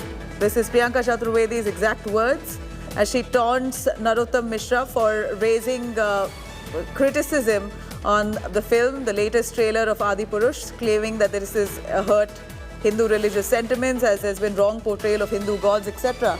So he asked for the movie to be banned, asked for the scenes to be taken down from that film Adipurush. He says he's going to be meeting with the director of the film as well. So here you have Priyanka Chaturvedi of the Shiv Sena, who says that this man Narottam Mishra is nothing less than a fanboy of the Hindi film industry. He's outraging over every random issue that crops up in moviedom. Let's take a listen. Ravish Pal joining us live for a little more. Ravish, a quick word. Narottam Mishra actually is really one of the only men in the BJP, the leaders who comes out to often criticize and pull up films that usually have significance of Hindu religion in it. And at this time, he's pulled up Adipurush, saying that this film is an absolute insult to Hindu gods, wrong portrayal of gods, and he will be meeting with the film's director and will be seeking for removal of some of those scenes. Now you have Priyanka Chaturvedi calling him an absolute fanboy of the Hindi film industry, and he has really a lot of comments to make on every random issue in moviedom. What does she mean? Yeah, this was the question we asked when we confronted Narottam Mishra on his recent objection over the portrayal of Hindu gods in this Adipurush movie. So he said that just because all the Bollywood movies in recent times, they are only targeting and portraying in a wrong way only the Hindu god. This is not the first time Narottam Mishra has objected for the Bollywood movie or a OTT platform for the portrayal of Hindu gods and goddesses. But this was the question what was India Today that confronted him, that why he is targeting the Bollywood since long. And he said that just because the Hindu gods are being portraying in a wrong way in recent times in many Bollywood movies, songs, and even the advertisements. He raises the objection in recent advertisement too, where the Sabyasachi ad campaign that was pulled back by the... Ravish, apology, but I've got to cut you short. I'm going to quickly revisit our story on the avalanche that's taken place in Uttarakhand, cutting across to some big news coming in. As we see that at least 20 mountaineers of a group of 40 are feared dead after being stuck in an avalanche while they were going on a trekking expedition as part of their Nehru Institute mountaineering expedition to Draupadi Ka Danda mountain peak. And right now, we hear that at least 20 of them out of the 40 have gone missing and are feared dead. That's tragic news that's coming in as we see visuals of rescue and relief operations that's currently underway. On the left-hand side, we see the avalanche that's taken place, a rescue and relief operation that's taken place at this moment, visuals of which we bring to you live. 20 of them are feared dead in this avalanche that's taken place. Again, confirmation of which has to come from the rescue and relief operations teams. They're on the spot. They're at it while the avalanche has just taken place. It is a risky and a sensitive zone for the rescue forces also to venture into. But at this point, they have been searching those areas where the avalanche has been hit. And for now, 20 are said to be missing and are feared dead. Ankit joining us for some clarity on this, our India Today correspondent who's on ground. Ankit, a quick word. We see some visuals of helicopters of rescue operations that's on. Give us the challenges that they may face right after the avalanche. Yeah, it was a very strong avalanche which struck the area, and Draupadi Gadanda peak is at 13,000 feet altitude, which is in itself a very challenging peak to summit for anyone. Actually, in 120 trainees were selected for this course for the Nehru Institute of Mountaineering course, and out of 44 went ahead for the advanced course. So stay with us, Ankit. A quick word I'm bringing from the DGP himself of Uttarakhand. We have Ashok Kumar. All right, we've lost his connection there. We're going to go back to him. But yeah, Ankit, go on. You were saying. Yeah, so after reaching the point, just before the point, heavy avalanche struck the area, and 20 to 29 people were stuck. And right now, SDRF and NDRF forces are carrying out the rescue operations as well. So 20 to 21 people are still feared trapped. We do not know whether they are dead. We cannot confirm because there's no official statement right now. But because the adversity of that area and the magnanimity of that avalanche is raising concern. So that is why it is believed that these people might be dead, but we cannot confirm as of now. Very, very tragic. We believe that most of them are trainees as part of the Nehru training camp. Is that true? They're all trainees. Does that mean have they ever ventured into terrains of such nature in the past, or is this their first time? Well, they went for an advanced course. So all right, stay with us. A very important piece of information coming in from the DGP of Uttarakhand, Ashok Kumar, joining us on the phone line. Mr. Kumar, can we confirm that the 20 of them who have been missing are dead, or is this just a speculation at this point? Give us some clarity. See, they are trapped in the avalanche. There were 29 of them, and out of them, 8 are out of it. So 21 left. Only time will tell in what condition they are. Our SDRF rescue teams have high altitude rescue team has reached the area. Honorable CM has requisitioned the Air Force also. They are also getting into operation soon. So shortly we'll come to know more things. Right. So when did the avalanche hit, and when did you get information of at least 28 of them being trapped? And what are your challenges at this moment to carry out these rescue relief operations? Challenges in the deep hills, high hills are that the reaching to the point is a big challenge where they are trapped, right? And as I told you, our high altitude rescue team has finally been airlifted from the SDRF headquarters, and it has reached the area. May not have reached the exact spot, while the Air Force is being put into operation on the request of the CM, sir. So shortly I will be able to tell you more. So a quick word, if these trainees, is it the first time that they venture into an area like that, sensitive terrain like this, or would you know if they are experienced? National Institute of Mountaineering Uttarkashi keeps taking these trainees to high altitudes depending on their experience. And 13,000 is not a very, very high altitude for, people go in this area, people do mountaineering up to 20,000 plus peaks also, right? So this 13,000 is a kind of a beginner and next to beginner level. Okay, so it was not that dangerous, but do you believe that they knew of this weather warning? Was there any weather forecast that they ideally should have looked at? Any fault on the organization for venturing into areas on a day like this? I cannot make a comment on this. Better to ask NIM authorities. Right, Mr. Kumar, thank you very much. Appreciate your time. India Today on top of this story, we see NDRF, SDRF teams who are currently indulging in rescue and relief operations at that zone where at least 21 out of the 28, as confirmed by the DGP, Ashok Kumar, says that 21 are still said to be missing. We're really hoping that they are safe. Let me cut across to the local official there who's spoken to India Today on this.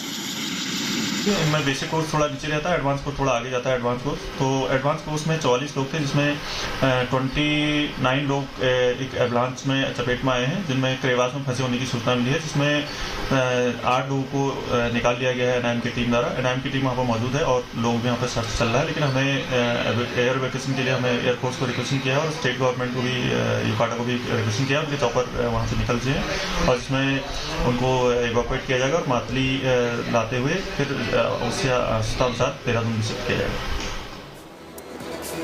All right. For more information on that, you could log on to indiatoday.in. You could also download our app for more. For now, slipping in a short break. We'll be right back.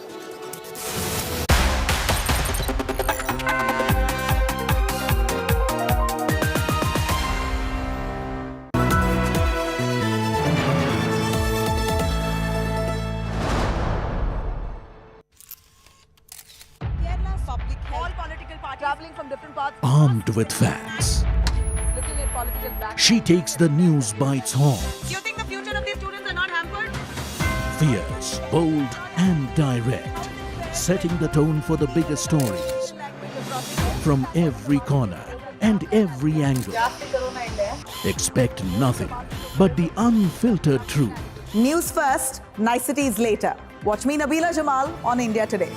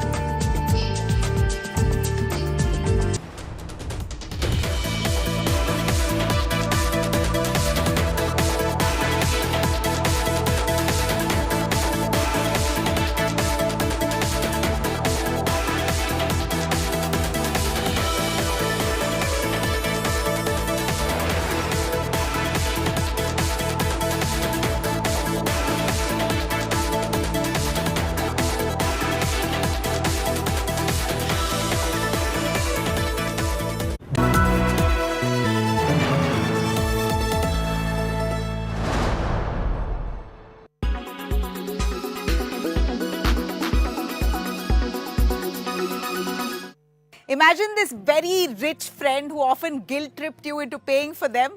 Well, this is the same rich friend who otherwise would spend exorbitant amounts of money into their lavish lifestyle. But every time when it comes to going out with you, then they would remember on how they've got to save money and make you spend for them.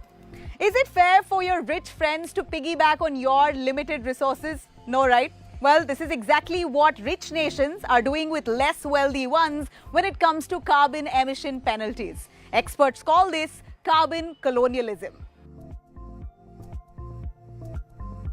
Carbon colonialism is basically when rich countries live at the ecological expense of other countries. So simply put it, these rich and industrialized countries produce carbon on a large scale. But instead of finding ways to curb carbon production, they turn to poorer nations to compensate for their emissions. For example, in 2018, Germany stopped and banned domestic production of hard coal, which emits a lot of carbon. But German power plants continue to import hard coal from countries like Colombia and South Africa. Well, they could have easily found an alternative source of energy to replace coal, but instead, they rerouted it through other countries where increased production of coal would damage that country's ecology. Industrialized countries also import crops and meats from these underdeveloped ones. These underdeveloped countries end up clearing their rich forests for more land to grow crops or rear cattle because they need foreign exchange. Brazil and Indonesia are two big examples who are victims to this trade. Now the question here is this different from colonialism, where rich countries siphon off resources from countries of the global south? The chain reaction that is being set off during the process is also causing human rights violations. A study has earlier estimated that nearly 22,500 Ugandans were evicted from their homes for a UK-registered company to create timber plantations for carbon offsetting. Carbon offsetting allows countries to balance out the carbon that they've emitted by investing in projects like planting more trees that reduce carbon. Well, you heard it. This is a classic example of what carbon colonialism really means. It not only erodes the food and resource security of these poorer nations, but also hectically disrupts the nation's ecology.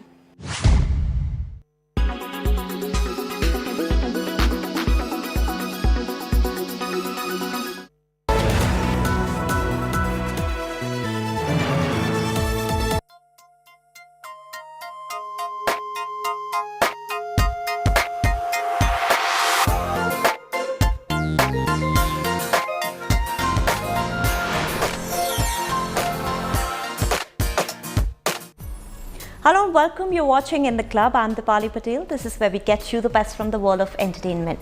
Now, first up, two big releases locked horns at the ticket counters. One was Mani Ratnam's Ponniyin Selvan Part 1 and the other one was Hrithik Roshan and Saif Ali Khan starrer Vikram Vedha. We bring you how reasonably well the two films have done at the box office. Here's our special segment, Numbers Never Lie.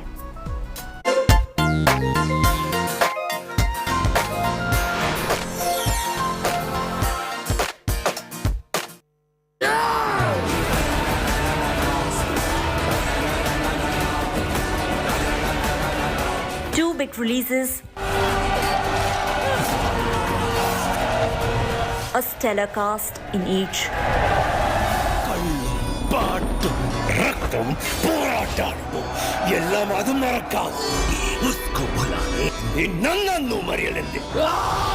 And a gripping story for 70mm.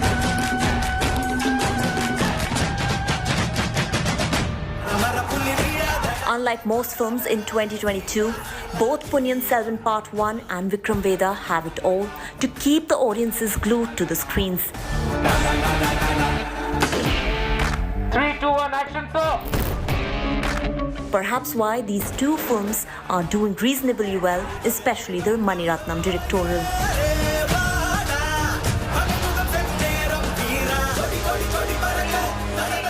After witnessing an exceptional opening on day one with 80 crore rupees earned globally, the multi-starrer Ponniyin Selvan touched rupees 150 crore on its second day,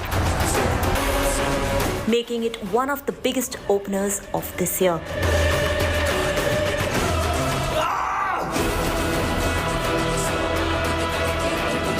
That's not all, it continued to break records as in just 3 days the film managed to cross rupees 230 crore worldwide. The fourth day paved way for Mani Ratnam's dream project to enter into 250 crore club.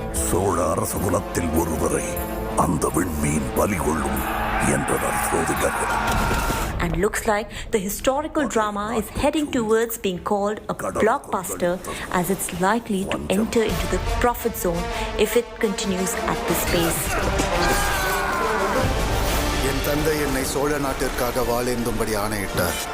Trade experts suggest Punniyin Selvan Part 1 is likely to shatter multiple records at the box office.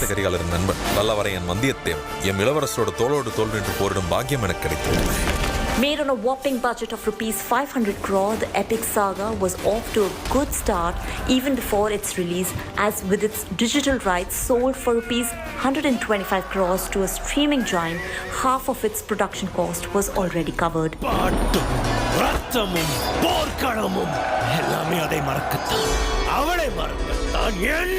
The film narrates the ancient tale of the majestic Chola Empire and is based on the book of Kalki Krishnamurti.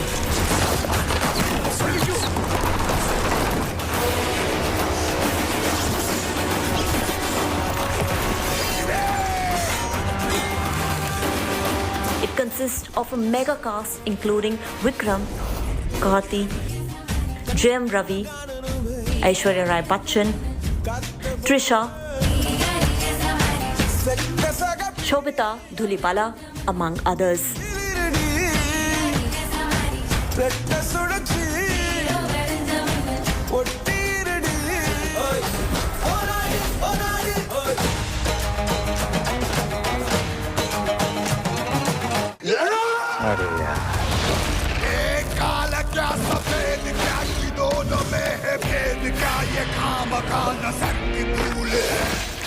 Now Vikram Veda, on the other hand, which was made on a budget of approximately 175 crore rupees, was also released in theatres on the same day as Punniyin Selvan Part 1.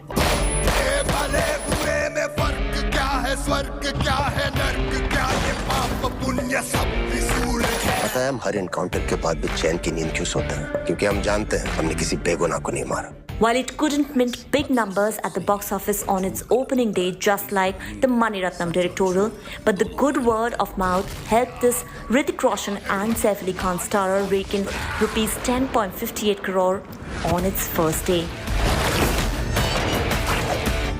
आप और हम बिल्कुल एक जैसे हैं sir, और एक दूसरे के वजह से. सवाल सही गलत का है. लाइन किस तरफ सही है और लाइन किस तरफ गलत. உன்ன மாதிரி ஆளுங்களுக்குலாம் ஒரே கதை தானே. நான் கீழே இருந்தேன், தெருநாயா இருந்தேன், இது செஞ்சு அது செஞ்சு பெரிய ஆள் ஆயிட்டேன். அந்த கதை தானே.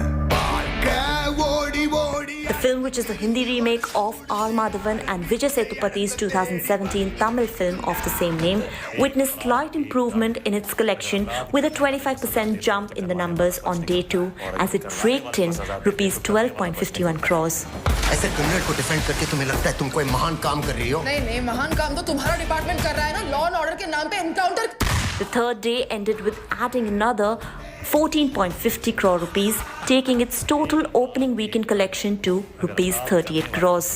तो करवाने वाला बच निकलता है, और अगर करवाने वाला. Despite rave reviews, fourth day, which was also its first Monday, the film registered a drop of around 50% at the box office.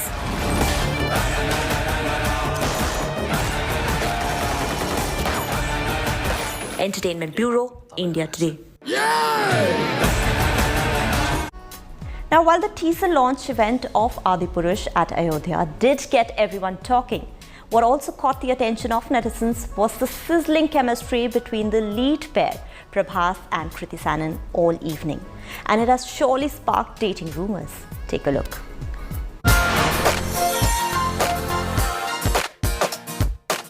The eyes, Chico. They never lie.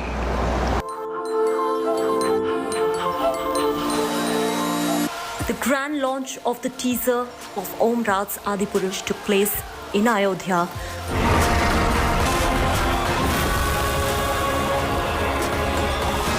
While fans were eagerly waiting to get a glimpse of this much anticipated film, what caught the eyes of fans during the event was the sizzling chemistry between lead pair Prabhas and Kriti Sanon.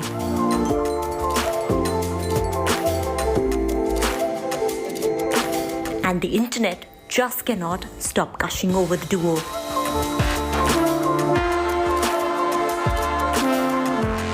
From holding hands to lighting the diya together, and Kriti even offering her dupatta when she saw Prabhas sweat. The sweet romantic gestures between the two have added fuel to their dating rumors.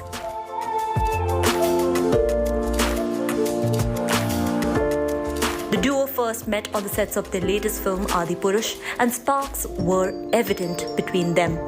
The two developed a mutual liking for each other and have reportedly been taking things slow as they do not want to rush. Prabhas is known for his shy nature behind the camera and doesn't usually bond with everyone instantly. Reportedly, the duo had many heart-to-heart conversations and are constantly in touch. Eagle-eyed Twitterati also pointed out how Kriti called Prabhas during the games round of the celebrity chat show Coffee with Karan. Say, hey Karan, it's me. Hey Karan, it's me. I'm Prabhas. Both Prabhas and Kriti have refrained from talking about their personal lives. In fact, Prabhas has never been linked with any other actress apart from Anushka Shetty, while Kriti too has remained tight-lipped about her relationships. Both Kriti and Prabhas share a sizzling bond, but is this just a promotional gimmick or is there something serious brewing between the two? Only time will tell. Entertainment Bureau, India Today. Within hours after the teaser of Telugu superstar Prabhas's most awaited film Adipurush was released, it received mixed reactions on social media, with a section of the internet dubbing the VFX of the film as cartoonish and disappointing. Here's a detailed report.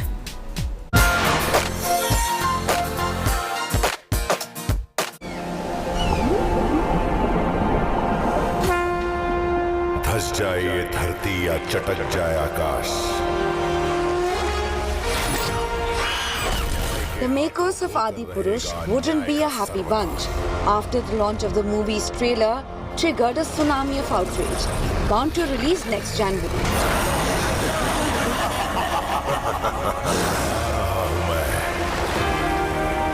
आ रहा हूं न्याय के दो पैरों से अन्याय के 10 sir कुचलने.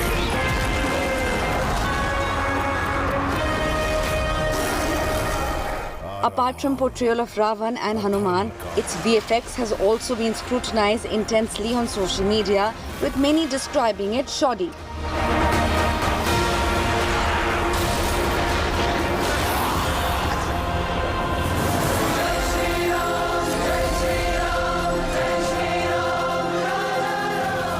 Now, netizens are picking apart the teaser frame by frame and comparing it with many blockbuster Hollywood movies.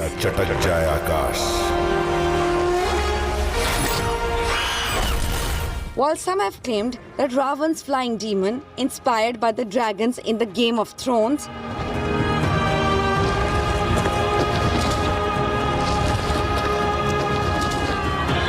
some have called out the look of the Vanar Sena, claiming that they look straight out of the Planet of the Apes.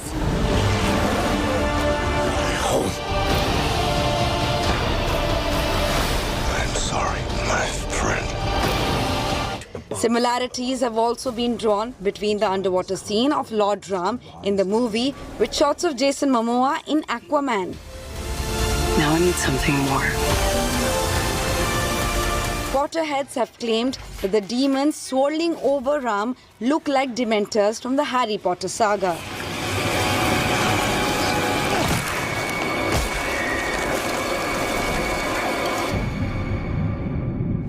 Marvel fans haven't been kind to the movie either, from comparing the walk of Ravan to Hela in Ragnarok,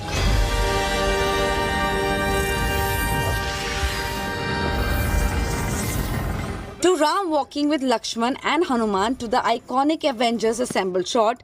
The similarities drawn are many.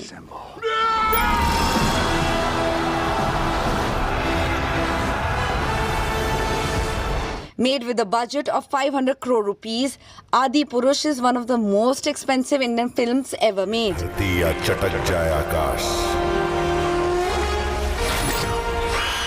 filmmakers could now be hoping that movie buffs will now pass these apparent flaws when Adipurush hits the theatres in January.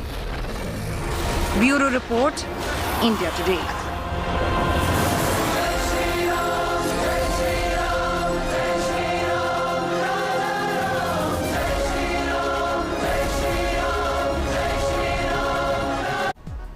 Netizens are slamming filmmaker Om Rawat for misrepresentation of Ramayana and the way he has portrayed the character of Ravan in the teaser of his upcoming period epic, Adipurush.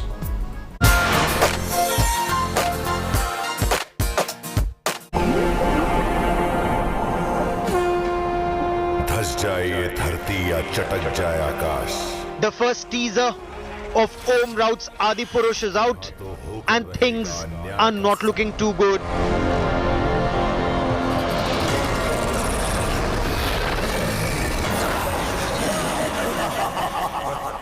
The movie based on Ramayana is already in the eye of a storm. दो पैरों से अन्याय के 10 sir कुचलने.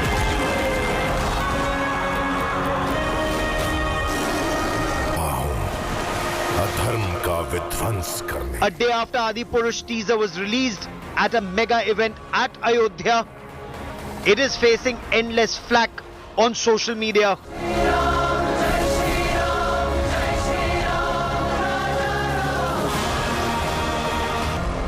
While the trailer has been tagged disappointing and childish, outrage is growing over the portrayal of Ravan by Saif Ali Khan for a number of reasons.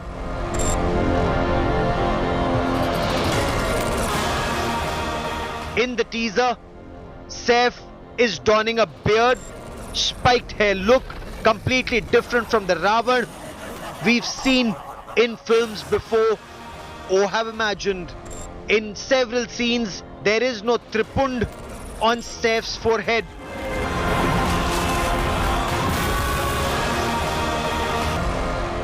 And even the Janeyu, or sacred thread, is missing. Some argued Saif as Ravan looks more like a Turkish or Mongol invader. Netizens noticed several other changes. Ravan's Pushpak Viman has been replaced by a dragon or a flying bat, leading to questions. Is this Ramayana or the Game of Thrones? आ रहा हूं न्याय के दो पैरों से अन्याय के 10 sir कुचलने.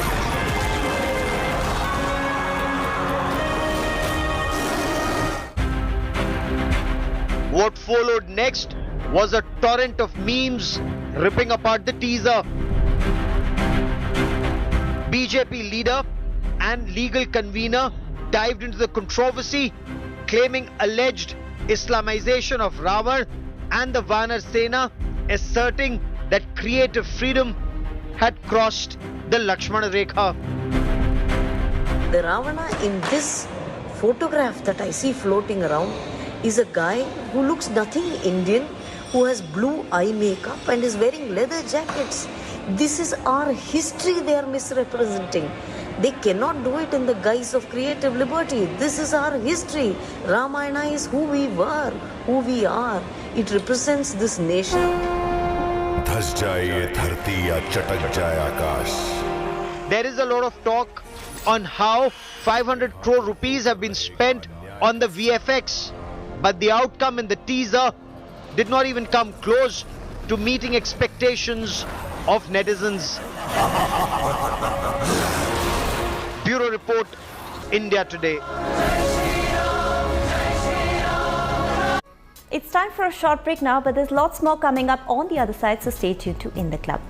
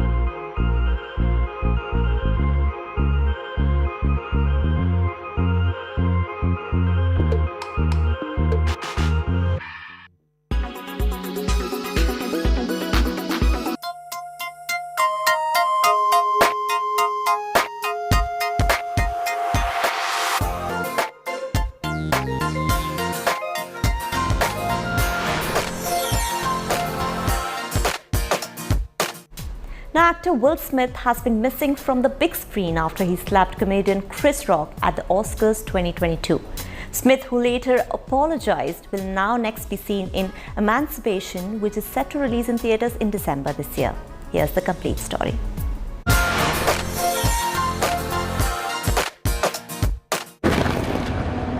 Slaves are free.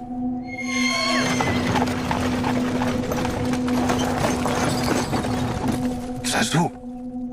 Lincoln. Actor Will Smith's first movie since he slapped Chris Rock at the Academy Awards, a historical thriller called Emancipation, will debut in cinemas in December, a move that makes the film eligible for next year's Oscars. Do to me. Follow the sound of Lincoln's cannons. Distributor Apple Inc. announced the timing in a statement and released a trailer on October 3rd. Forever. Emancipation, which tells the story of a man who escapes from slavery, was filmed before Smith attacked Rock on stage in February, but its release date had been uncertain. Smith is banned from attending the Oscars ceremony for 10 years, but he's still eligible to be nominated and win. The actor has publicly apologized to Rock, the Film Academy, and the public for slapping the comedian over a joke about the appearance of Smith's wife, Jada Pinkett Smith. Less than an hour later, Smith won Best Actor for playing the father of tennis legends Venus and Serena Williams in King Richard. I heard it myself. Slaves are free. Emancipation will play exclusively in theaters for 1 week starting on December 2nd and will debut on the Apple TV Plus streaming service on December 9th. 5 days. The movie was inspired by a real-life story of a man who became known as Whipped Peter after Harper's Weekly published images in 1863 of extensive scarring on his back from whippings he received as a slave. Follow the sound of Lincoln's cannons. Entertainment Bureau, India Today.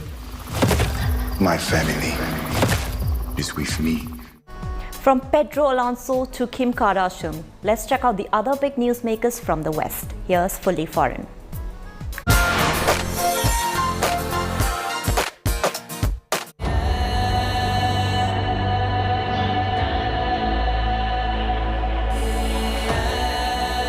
Only the most broken people.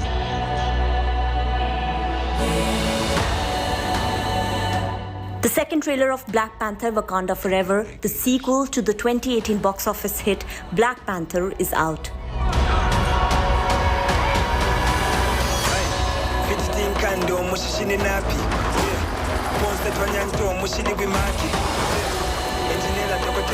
His people. The trailer once again shows the characters of fictional African land Wakanda adapting to the death of their hero, T'Challa, reflecting the real-life death of lead actor Chadwick Boseman from colon cancer in 2020. He's coming for the surface world.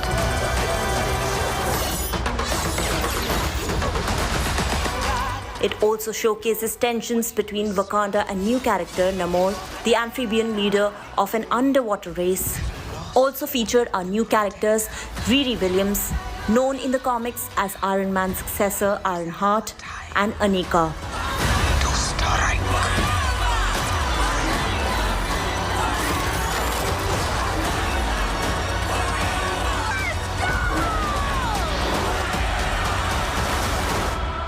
The trailer ends with a female character dressed as Black Panther.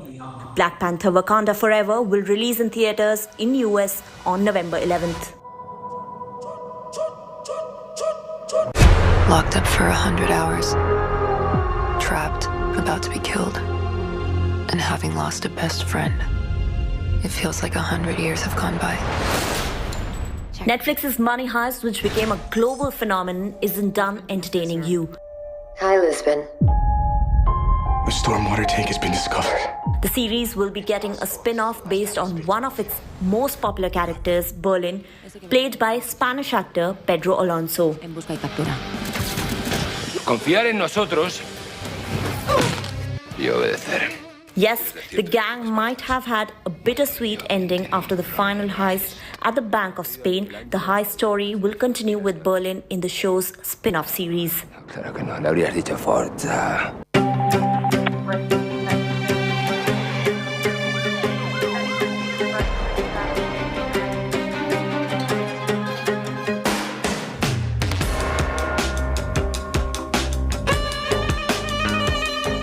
The makers have released a video piquing fans' interest with an intriguing background music.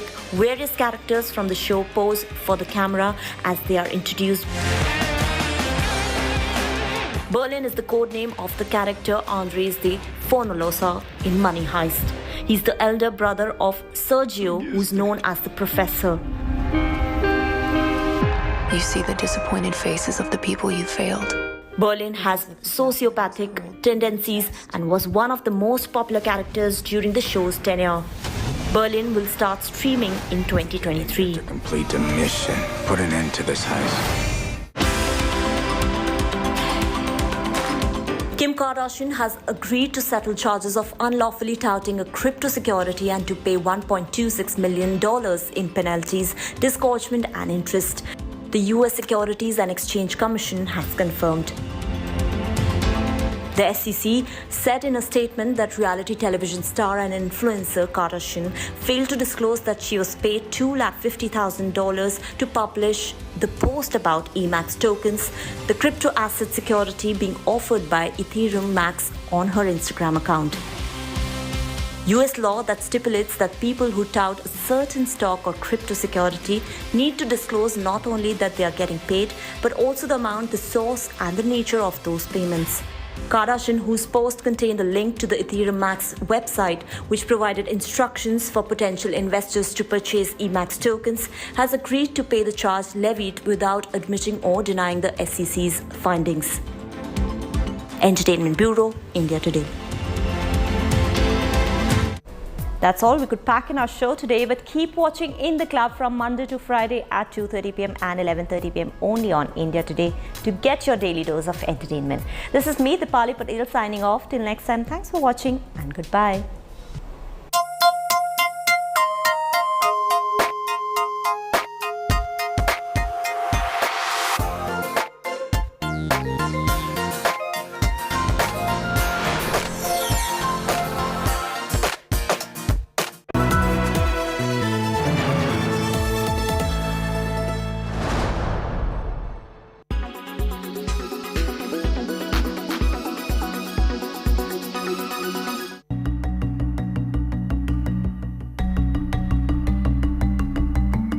Just 10 days after the British budget was presented, slashing taxes on the super rich as a way to jumpstart the country's economy, the British government has been forced into a humiliating U-turn. The removal of the 45% tax bracket without a plan to make up for the revenue loss pulled the rug from under the pound. The stock markets triggered one of the biggest sell-off in British bonds. The rollback announced by Finance Minister Kwasi Kwarteng brought back some stability to the British markets. Along with an onslaught of memes and ridicule on social media, "Resign" was a top hashtag on Twitter most of the day, while £65 billion, the amount estimated lost in the past few days, was one of the trending phrases. A lot, as you know, can happen in a fortnight, and how challenging it's been, the pound falling, bond markets in a mess and business confidence low. Until 2 weeks ago, the most damaging thing Kwasi Kwarteng had ever done was swear on University Challenge. To be fair, Liz Truss did tell us she was planning to hit the ground from day one. She just never told us she was taking the pound with her. Also trending heavily on social media, calls to bring back Rishi Sunak, the Indian origin politician who held the post of the Chancellor of the Exchequer during the challenging COVID period of February 2020 to July 2022. One of his pre-election debates with Liz Truss has been also doing the rounds. For the new Prime Minister and the new government is to grip inflation We cannot make it worse. Inflation is the enemy that makes everybody poorer. It erodes your savings. It erodes your living standards. It means that those of you that have mortgages will see your interest rates go up higher and higher. So I don't think the responsible thing to do right now is launch into some unfunded spree of borrowing and more debt. That will just make inflation worse. It will make the problem longer. Let's be clear. We have inflation because of our monetary policy, that we haven't been tough enough on the monetary supply. That's the way I would address that issue. Okay. But it is wrong. Interest rates up, mortgages nightmare. It is. Liz, we have to be honest. We have to be honest. But borrowing your way out of inflation isn't a plan. It's a fairy tale. Meanwhile, faced with an erosion in investor confidence, the duo of Prime Minister Liz Truss and her finance minister are trying their best to convince the international community the British government was focusing on building a high-growth economy with opportunities for all. Bureau Report, Business Today Television.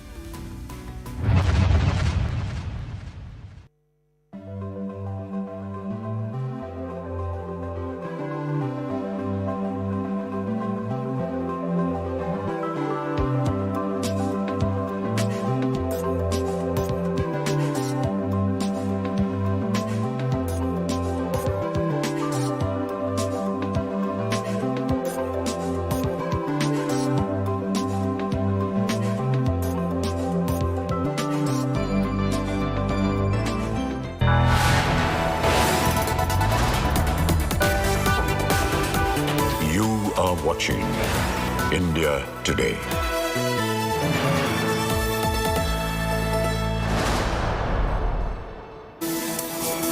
Very good afternoon and thanks so much for being with us here on India Today. I'm Chaiti Narula joining you with all the top stories. Let's start off this bulletin with the top headlines.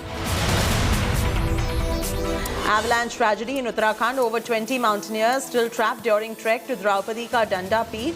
SDRF, NDRF teams deployed, while IAF has also deployed 2 Cheetah helicopters for search and rescue operations.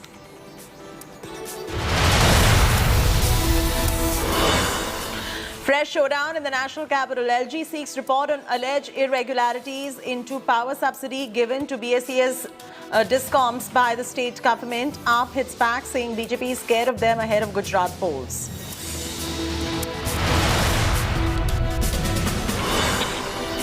Domestic help Yasir accused of using a ketchup bottle to kill Jammu and Kashmir DG of prisons, arrested after manhunt. Probe on to find if the murder was an act of terror.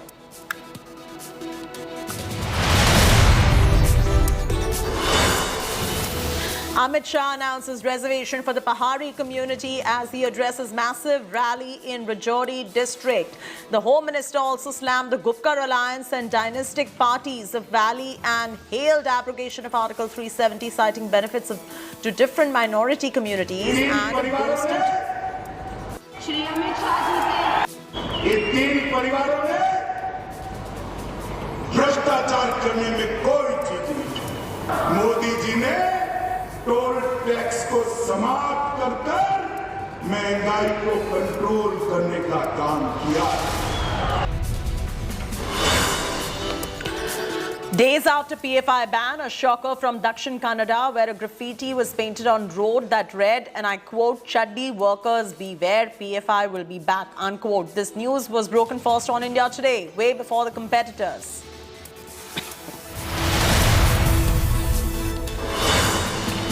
Violence rocks Garba events in Gujarat. Clash reported from Vadodara, Kheda and Surat, with instances of stone pelting in 2 of the places.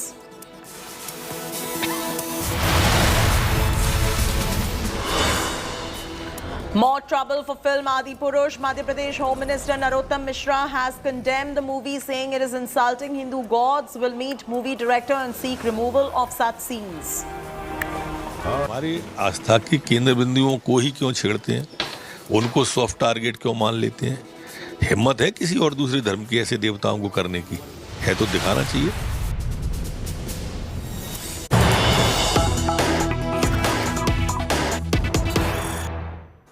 Breaking news coming in. The Bombay High Court has now granted bail to the former Maharashtra Home Minister Anil Deshmukh in connection with the PMLA case filed against him by the Enforcement Directorate. So it's a relief coming in for Anil Deshmukh right there. Let's get in Mustafa for the latest details. Mustafa, if you could just walk our viewers through the latest developments coming in from the Bombay High Court that's granted bail. Is this conditional? If you could walk us through all those details. Well, yes, the Bombay High Court has granted bail to former Home Minister of Maharashtra Anil Deshmukh in a bribery case. Remember that he was in the custody of the Enforcement Directorate, then the CBI on the money for transfer case. It was alleged that, well, he was the Home Minister. He had suggested and recommended posting of certain officers, and that was the allegation which was earlier made by the former top cop of Mumbai, Parambir Singh. Later, the Enforcement Directorate started investigation. Two of the sons of Anil Deshmukh and his chartered accountant are also accused in the same case. But we'll like to inform our viewers that Anil Deshmukh will continue to stay in jail because he has got a bail in the Enforcement Directorate case. But in the CBI case, he is still yet to get bail. And also, because the Supreme Court will be on a vacation, the Bombay High Court has given a stay on the bail till 13th of October, so that later the government can approach and appeal against this bail order in the Supreme Court. So, but it's a big development if you look at the past few cases which have happened in Maharashtra. Oh, no, absolutely. It is indeed a big development. Thanks, Mustafa, for joining us with those very latest details. We're getting some more breaking news coming in, cutting straight across to it.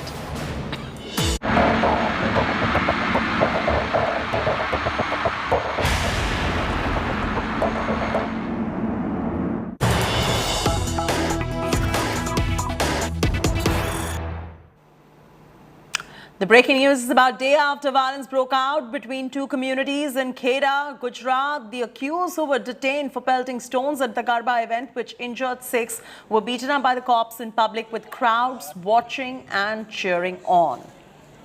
That's the latest coming in from Kheda. After the violence broke out, the accused who were detained for pelting stones at Garba, that injured 6 people, they were beaten up by the cops in public with crowd watching and cheering on. That's the breaking news coming in. Let's bring Saurav Akhtania for more on the Garba face-off and what's going on right there in Kheda as well. We'll bring Saurav in moments from now to bring us up to speed with the very latest as far as the violence in Kheda, Gujarat is concerned at the Garba event.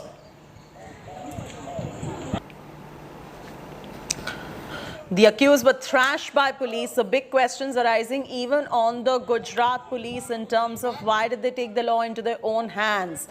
The cops thrashed the accused. We'll get you some political reactions on this as well.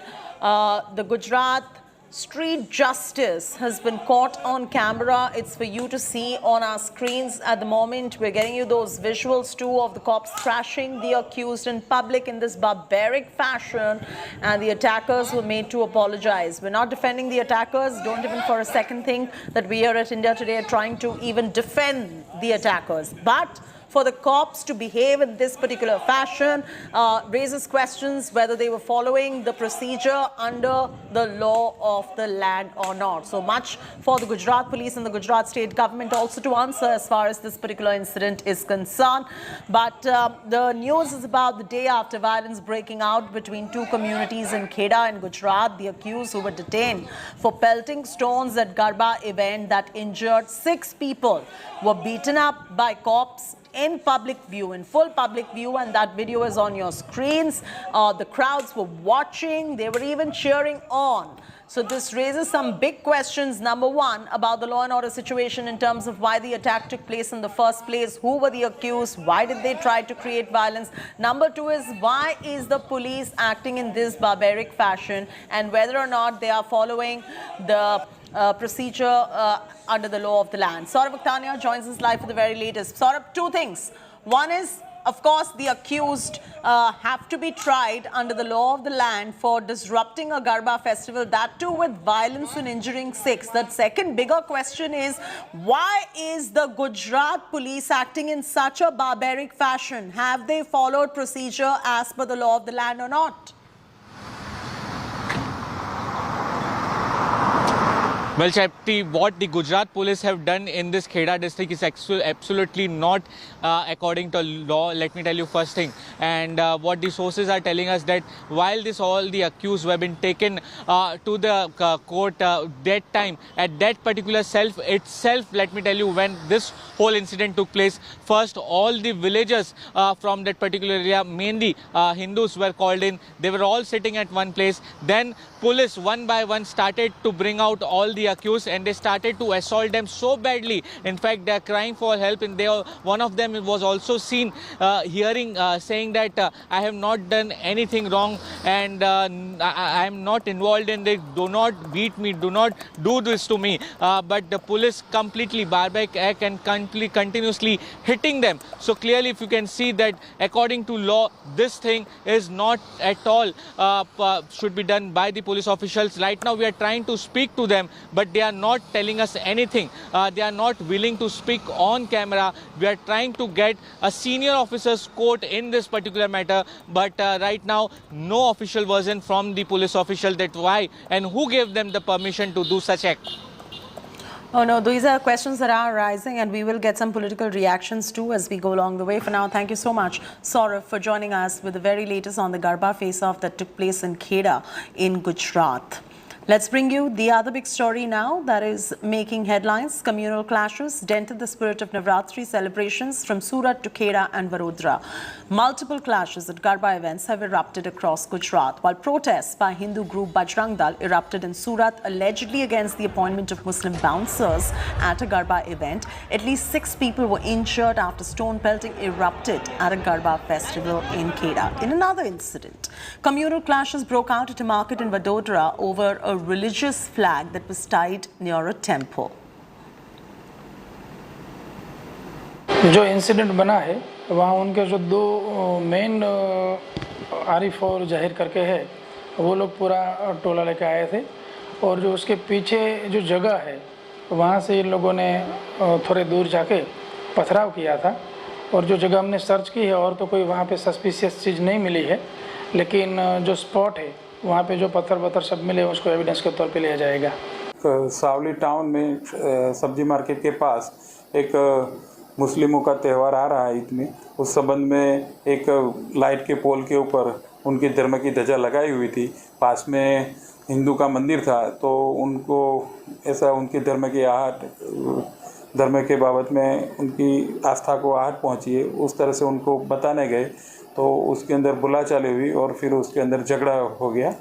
तो उसके अंदर दोनों पक्षों के सामने फरियाद दाखिल हुई है, और पुलिस अभी सब दोनों तरफ से आरोपियों को अरेस्ट किया हुआ है। मुस्लिम युवक नौजवान गरबा में जा रहे हैं, उनको शर्म आनी चाहिए, चुल्लू भर पानी में डूबकर मर जाना चाहिए। उनके माता पिता को, जिनके लड़के उनके गरबों में जा रहे हैं, सनातन धर्म के मानने वालों को, अगर उनको जाना ही है तो अपनी माँ को और अपनी बहन को और अपनी भाभी को और अपनी वाइफ को साथ लेकर के जाए गरबा में। इनकी बिल्कुल भी आस्था नहीं है ये हिंदू धर्म की, समाज की लड़की और बहनों को जो तकने के लिए जाते हैं मुस्लिम युवक। Let's now take a look at the Garba fervor across the country. Amidst the Garba fever that is happening across the country, employees of a private airline along with a few passengers and security personnel danced to the tunes of Garba at Mumbai airport. The video of this particular incident has gone viral on social media.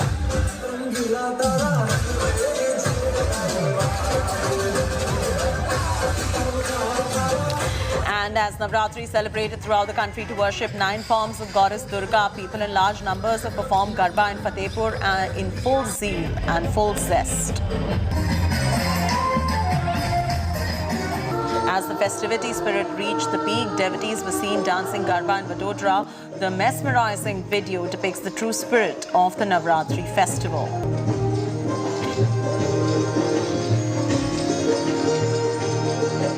Amidst the communal harmony during Navratri festival, Hindu and Muslim communities come together to perform popular Garba in Gujarat's Rajkot.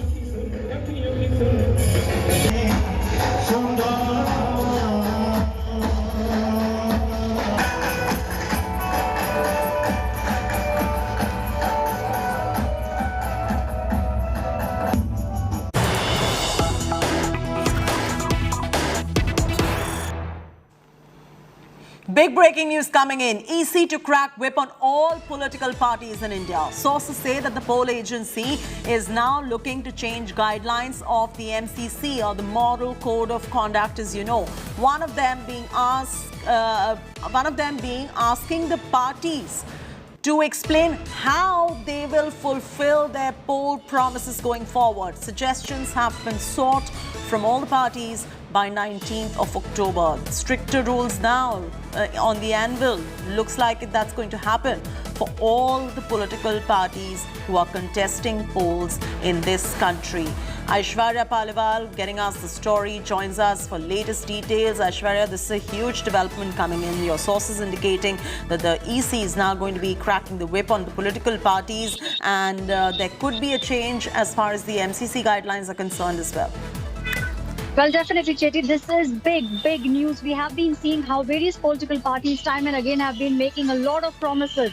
Those promises which cannot be fulfilled. Even if the political parties make an attempt, it will have some ramifications, especially on the economy of the state. Now, all these things will have to be given in detail by the political parties. The ECI has asked all the political parties to give their suggestions by the 19th of this month. After that, they will move forward. But this is big news because a lot of parties have been promising a lot of things which they cannot fulfill. And how will they make sure that the economy of the state stays intact? Citizens like you and I are not impacted. All these things, all these clarifications now political parties will have to give. Chetty.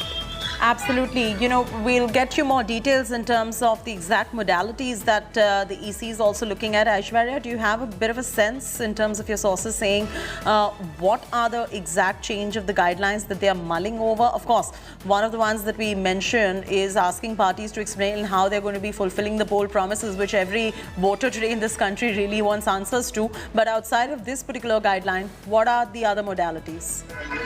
Well, one of the main things that the Election Commission at the moment is looking at is that the political parties need to sit down and look at the finances. They need to look at the finances of the particular state and then take a decision on the things that can be done, on the things that cannot be done.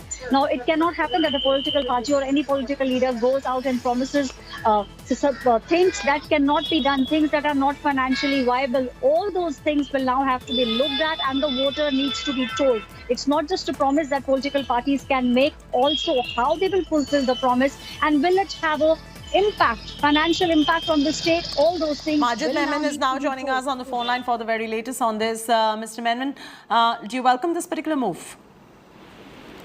See, all this while in our democracy, the political parties have been taking liberties in making all kinds of promises of bringing heaven on the earth and duping the voters by inducing them to cast votes in their favor, come to power, and thereafter ignore the implementation. I think there is a need to have some discipline or some curb on making all kinds of, drawing all kinds of rosy pictures and then turning a Nelson's eye and taking. So what you're trying to say is that already existing moral code of conduct needs to be strengthened, and there needs to be stricter monitoring as far as that is concerned. Is that correct? No, but you see, Election Commission only asking the political parties by way of a request, I think, will not work. No political party is going to be bound by that. There has to be some binding impact on the political parties with regard to the rule, regulation or law, some notification, whereby political parties should be bound either not to throw all kinds of wide promises, or if you promise something, then you have to immediately work for it once you come to power or once you are return to. And I understand principally what you're saying, and you're absolutely correct on that front, Mr. Memon. But if you were to suggest some changes, some additions, some subtractions to the existing moral code of conduct, where would you find the loopholes and what would you seek to fix? See, I'm afraid the Election Commission will have to adopt a course by which whatever it suggests has to have some effect of binding on political parties. Otherwise, simply making this kind of a request which they have done. So your opinion is of enforcing the existing MCC better? All right, Mr. Memon, thanks so much for joining us with those quick reactions right there. The big story right now is on the MCC, and we'll continue tracking the developments rather very closely. The showdown between the Aam Aadmi Party and Delhi LG Vijay Saxena continues to escalate. A fresh tussle has now erupted after the Delhi LG ordered the Chief Secretary to initiate a probe into the alleged irregularities in the Delhi government's power subsidy scheme. This showdown comes after a CBI inquiry into the since withdrawn liquor policy. Kejriwal's closest aide and Delhi Deputy Chief Minister Manish Sisodia is one of the 15 accused who's been named in this particular case. This new probe led Delhi Chief Minister Arvind Kejriwal to cry foul, claiming it is a mere BJP plot to derail the Aam Aadmi Party's progress in poll-bound Gujarat. BJP, since last few years, was raising a demand of inquiry regarding the power subsidy which has been given by Delhi government to the people. There is a lot of indiscrepancy between what the actual people are getting it and what the actual amount released. Today, Lieutenant Governor has asked a report, seeking a report from Chief Secretary to within 7 days. I think our stand has been lifted today, and what BJP was asking is inquiry should happen. We welcome that. Aam Aadmi Party himself has claimed that we will be doing a CAG audit of these power discoms since 2015. But nothing has been happened, and they are silent on this. In spite of 49% of share of Delhi government having a share in those discoms, Delhi government is silent. आज उपराज्यपाल ने एक बड़ा षड्यंत्र रचा है दिल्ली के लोगों के खिलाफ, दिल्ली के गरीबों के खिलाफ, कोरोना और महंगाई से मारे हुए लोगों के खिलाफ, जिन लोगों के पास आज अपना घर चलाने का पैसा नहीं है। आज दिल्ली के अंदर नवरात्रों में त्योहार मनाने के लिए लोगों के पास, बल्कि पूरे देश में लोगों के पास पैसा नहीं है। All right, Kumar Kunal will be joining us in moments from now to tell us. All right, he's with us. The LG has sought a report within 7 days. Where does the Liquorgate scam really stand? Kejriwal is crying bid to block the free power at the moment. Over to you, Kumar. Yeah, exactly. Chati, what is happening right now is a political blame game between Aam Aadmi Party and BJP, and what Aam Aadmi Party is claiming that what LG has written, or he has ordered an inquiry in the subsidy scam, so-called subsidy scam by the Aam Aadmi Party. What LG has claimed that Aam Aadmi Party is giving subsidy to the private discoms and not transferring the benefits to the beneficiaries, that is the consumers directly, and that's why the claim is that an amount of crores of rupees have been diverted to the private discoms, and when Kejriwal was not in the power, he was claiming that there will be an audit of the private discoms. Despite ordering an audit of these discoms, nothing has happened. Now what Aam Aadmi Party is claiming, that all the timing is questionable. When Gujarat is going to the poll, and even in Gujarat, the power scheme of Delhi is being discussed by the voters. At that juncture, Delhi LG is ordering such an inquiry, and thanks, Kumar. Yes, absolutely, for joining us. We are slipping into a very short commercial break, but when we return, coming up next, more trouble for Adi Purush. Madhya Pradesh Home Minister Narottam Mishra has condemned the movie. We're bringing you the story in moments from now.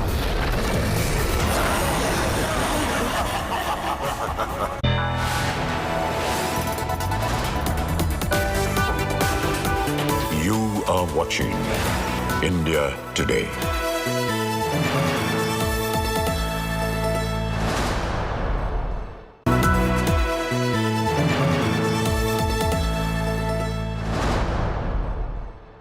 Everyone's busy finding what's trending. You're busy finding out why. India Today, for those who research before reacting. Download the India Today app now.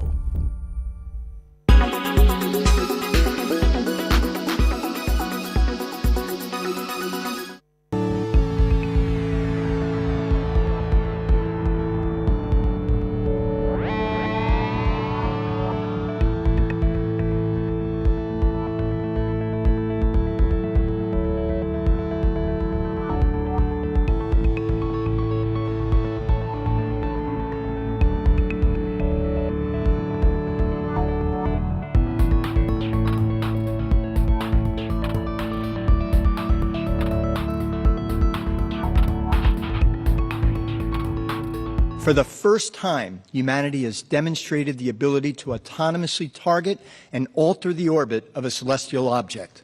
The impact of DART into the asteroid Dimorphos was confirmed at 7:14 p.m. Eastern Time when the DART Mission Operations Center here at APL lost signal with the spacecraft.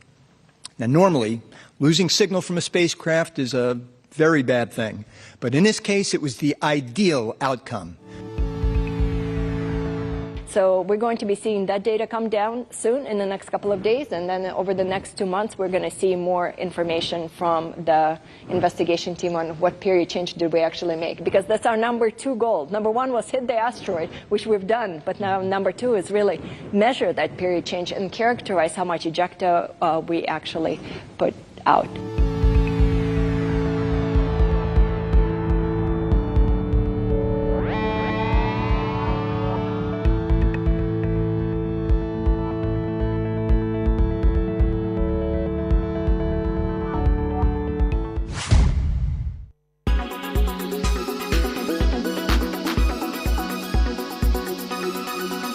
Make your media plan smarter with India Today Live TV on your connected devices.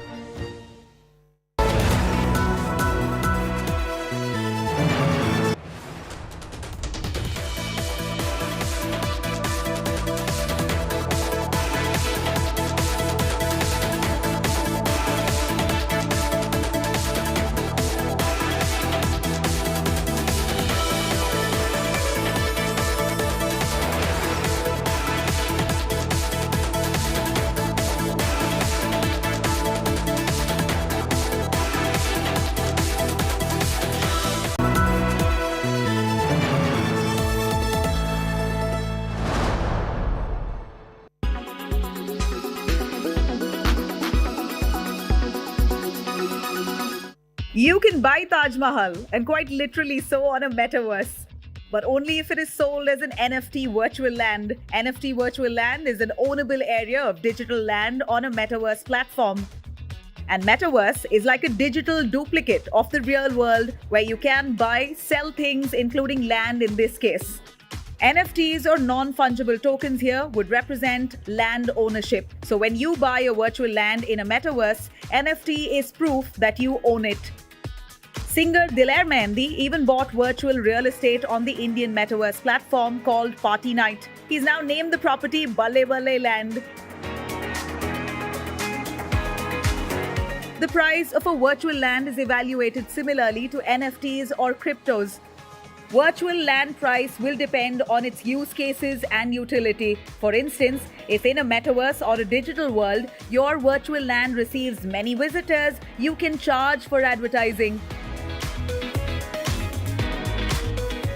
It's fairly simple now. You can purchase it from projects or through marketplaces like Decentraland. You can also buy from NFT exchange platforms where a buyer and seller is protected by a smart contract.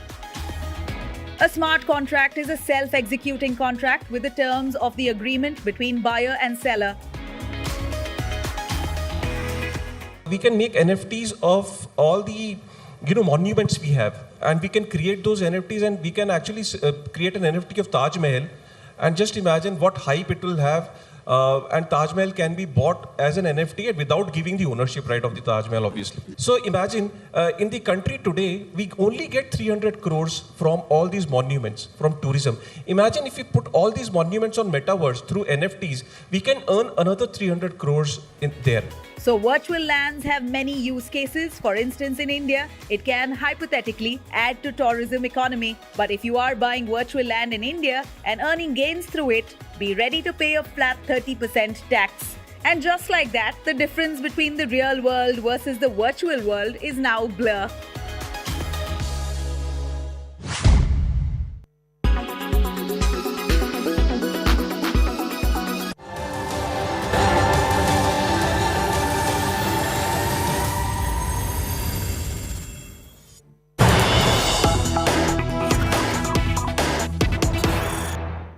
Breaking news just coming in. Another BJP leader hits out at Adi Purush. Sakshi Maharaj wades into the Adi Purush Rao.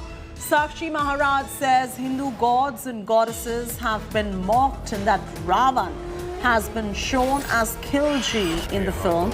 Sakshi Maharaj says he's going to be asking the government to take note of the objectionable content